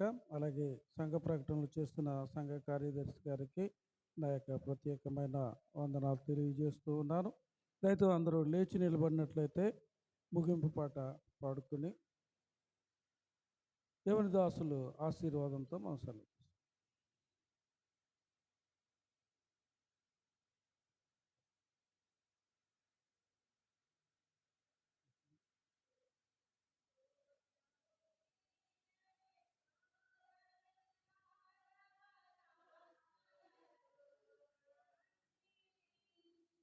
దాత్రిని మన పరమాత్ముని వాక్కులు స్తోత్రములో కలిపి మరల ఇచ్చట కూడుదుమో లేదో మనమందరమిలలో త్వరలో మన పరలోకపు తండ్రియు తోడనుందుమేమో.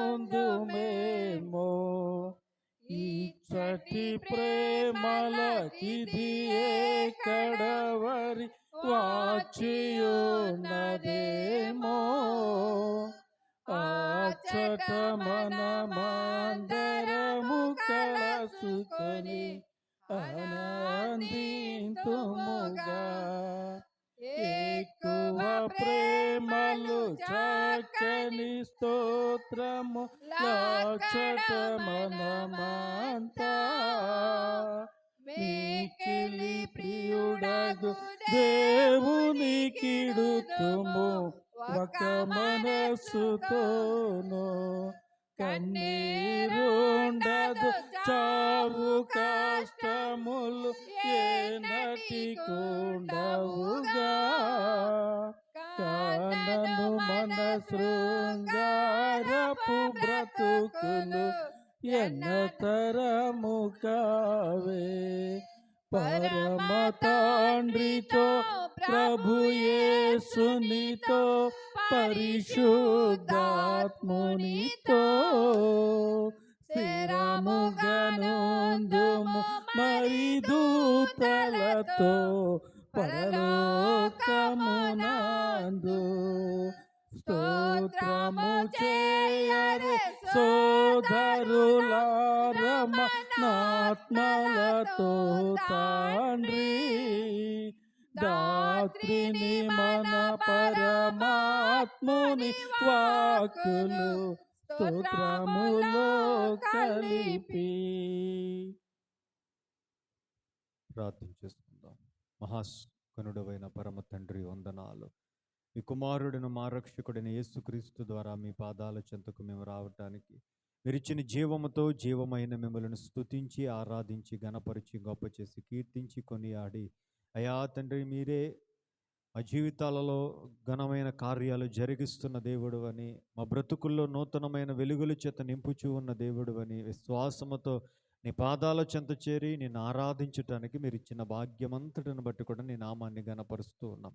వాక్యము ద్వారా మీరు మాతో మాట్లాడి మీ వాక్యము ద్వారా మమ్మల్ని మీరు బలపరిచారు. అంత మాత్రమే కాదు, మీ శరీరమును మీ రక్తమును సమీపించి వాటిని స్వీకరించడానికి కూడా మీరు ఇచ్చిన కృపను బట్టి స్తోత్రం. నీ ప్రియబిడ్డల జీవితాల్లో నువ్వు చేస్తున్న మేలులను నీ ఆశ్చర్యమైన కార్యాలను జ్ఞాపకం చేసుకుంటూ అర్పించిన అర్పణలను బట్టి, కృతజ్ఞత అర్పణలను బట్టి, దశమ భాగములను బట్టి, సేవకుని ప్రేమించి తీసుకుని వచ్చిన ఈ యొక్క గుప్పెడు బియ్యమును బట్టి కూడా నీ నామాన్ని గణపరుస్తూ ఉన్నాం. ప్రతి బిడ్డను కూడా మీరు జ్ఞాపకం చేసుకునండి, దీవించి ఆశీర్వదించండి. భక్తి శ్రద్ధలతో నీ మందిర ఆవరణంలోనికి వచ్చి నేను స్తుతించి నీ నామాన్ని గణపరిచిన ప్రతి బిడ్డను పేరు పేరున మీరు ఆశీర్వదించి మీ కృపచేత నింపి నడిపించండి. ఎవరెవరైతే రాలేకపోయారో మీ చిత్తమైతే మరొకసారి మేమందరం ఇటుగా కూడినప్పుడు మేమందరము కలిసి నీ నామాన్ని గణపరిచే కృపనివ్వండి. అయ్యా, సామెతల భాగాన్ని వాక్యదానంలో నడిపించే రాజుని బట్టి నీకు స్తోత్రం. ఆ బిడ్డను ఇంకను బలపరిచి మీరు వాడుకొనండి. చక్కనితిలో నడిపిస్తున్న విజయమోహన్ గారిని బట్టి స్తోత్రం. సంఘ పెద్దలైన వారిని బట్టి నీకు స్తోత్రం. స్త్రీల సమాజ వారిని బట్టి నీకు వందనాలు. యవ్వన బిడ్డలను బట్టి స్తోత్రం. సండే స్కూల్ బిడ్డలను బట్టి నీకు వందనాలు. అందరినీ కూడా జ్ఞాపకం చేసుకోనండి. సంఘములో ఉన్న కుటుంబాలన్నింటినీ జ్ఞాపకం చేసుకోనండి. ప్రతి కుటుంబంలో తండ్రి నీ శాంతి, సమాధానము, దీవెన, ఆశీర్వాదములను ఏలుబడి చేయుటకు కృపనివ్వండి. నీ కొందనాలు. వ్యాపారాలను ఆశీర్వదించండి. ఉద్యోగాల్లో తోడుండండి. జీవనోపాధి పనుల్లో క్షేమమును దయచేయండి. ఉద్యోగుల కొరకు, వివాహాల కొరకు ఎదురు చూస్తున్న బిడ్డల పక్షాన కృపను అనుగ్రహించండి. దూరదేశాల్లో ఉన్న బిడ్డలను జ్ఞాపకం చేసుకునండి. వారి ఉద్యోగాల్లో, ప్రయాణాల్లో తోడుండండి. దూరదేశం వెళ్ళాలని ఆశపడుతున్న బిడ్డలకు ఆటంకాలు తొలగించండి. గర్భఫలం కొరకు ఎదురు చూస్తున్న బిడ్డలకు గర్భఫలములను అనుగ్రహించండి. చదువులు చదువుకొంచిన బిడ్డలకు తోడుండండి. ఎగ్జామ్స్ రాస్తున్న బిడ్డలకు విజయాన్ని మీరు అనుగ్రహించండి. మీకు వందనాలు. బలహీనులుగా ఉన్న బిడ్డలను జ్ఞాపకం చేసుకునండి. మీ గాయపడిన హస్తము చేత ముట్టండి అయ్యా, స్వస్థపరచండి, బలపరచండి, ఆరోగ్యము చేత మీరు నింపమని ప్రార్థన చేస్తూ ఉన్నాం. నీకు వందనాలు, స్తోత్రాలు. సహాయం చేయండి పరిశుద్ధాత్ముడ. ఈ వారమంతా కూడా మీ కృప, మీ కాపుదల మాకు దయచేయండి. పనుల్లో, ప్రయాణాల్లో, ఉద్యోగాల్లో, పరిచర్యలో, సమస్తమైన వాటిలో మీరే తోడుగా ఉండి తండ్రి మీ నామ మహిమార్థమై మేము నడిపించబడే కృప మాకందరికీ కూడా దయచేసి మీరు మహిమను పొందమని. దేవా, స్థానికంగా ఉన్న సంఘాలను జ్ఞాపకం చేసుకునండి. రక్షణ లేని వారు ఉన్నారు, వారిని జ్ఞాపకం చేసుకుని రక్షణలోనికి నడుచుటకు సహాయమును దయచేయమని. గృహ నిర్మాణాల్లో మీరు తోడుండి చక్కని రీతిలో గృహ నిర్మాణము జరిగించుకుని కృపను అనుగ్రహింపచేసి మహిమ పొందమని. ఈ ఆరాధన ముగించుకుని మా గృహాలకు మేము వెళుతుండగా తోడుండండి. క్షేమకరంగా మమ్మల్ని తోడుకుని వెళ్ళమని. మీ చిత్తమైతే మరొకసారి మేమందరం ఎట్టిగా చేరి నీ నామాన్ని గణపరిచే కృపనిమ్మని. మా సంఘ బిడ్డలందరి చుట్టూ, వారి కుటుంబాల చుట్టూ మీరు రక్తపు కంచె వేస్తూ యేసుక్రీస్తు నామమున ఈ మనవులను అడిగి వేడుకొని పొందుకుని నాము పరమ తండ్రి, ఆమేన్. ఇప్పుడు మన పరమ తండ్రి అయిన దేవుని ప్రేమ, రక్షకుడైన యేసయ్య కృప, ఆదరణకర్త అయిన పరిశుద్ధాత్మ అన్యోన్య సహవాసం, ఈ ఆరాధనలో ఏకీభవించిన మనకు లోకమందున సకల పరిశుద్ధులకు ఆయన రాకడ పర్యంతము తోడయండి. ఆయన రాకడకు మనలను సిద్ధపరిచి ఆయన మహిమ మేఘమెక్కించునుగాక. ఆమేన్, ఆమేన్. మరిచా స్వార్థ పరిచయం చేస్తూ ఉన్నాం. మీకు తెలిసిందే 22 తారీఖుల్లో సువార్తకు వెళ్ళటానికి సిద్ధపడుతున్నాం. కాబట్టి మీ పాత బట్టలు ఆల్రెడీ నాకు 2-3 చెప్పారండి చీరలు ఇస్తానని. దయచేసి మీరు జ్ఞాపకం ఉంచుకొని వచ్చే వారం మందిర ఆవరణంలోనికి మీరు మీ యొక్క పాత బట్టలు ఏమైనా ఉంటే తీసుకురండమ్మా. వాటిని మేము పట్టుకెళ్ళడానికి ప్రయత్నం చేస్తాం. ప్రార్థన చేయండి.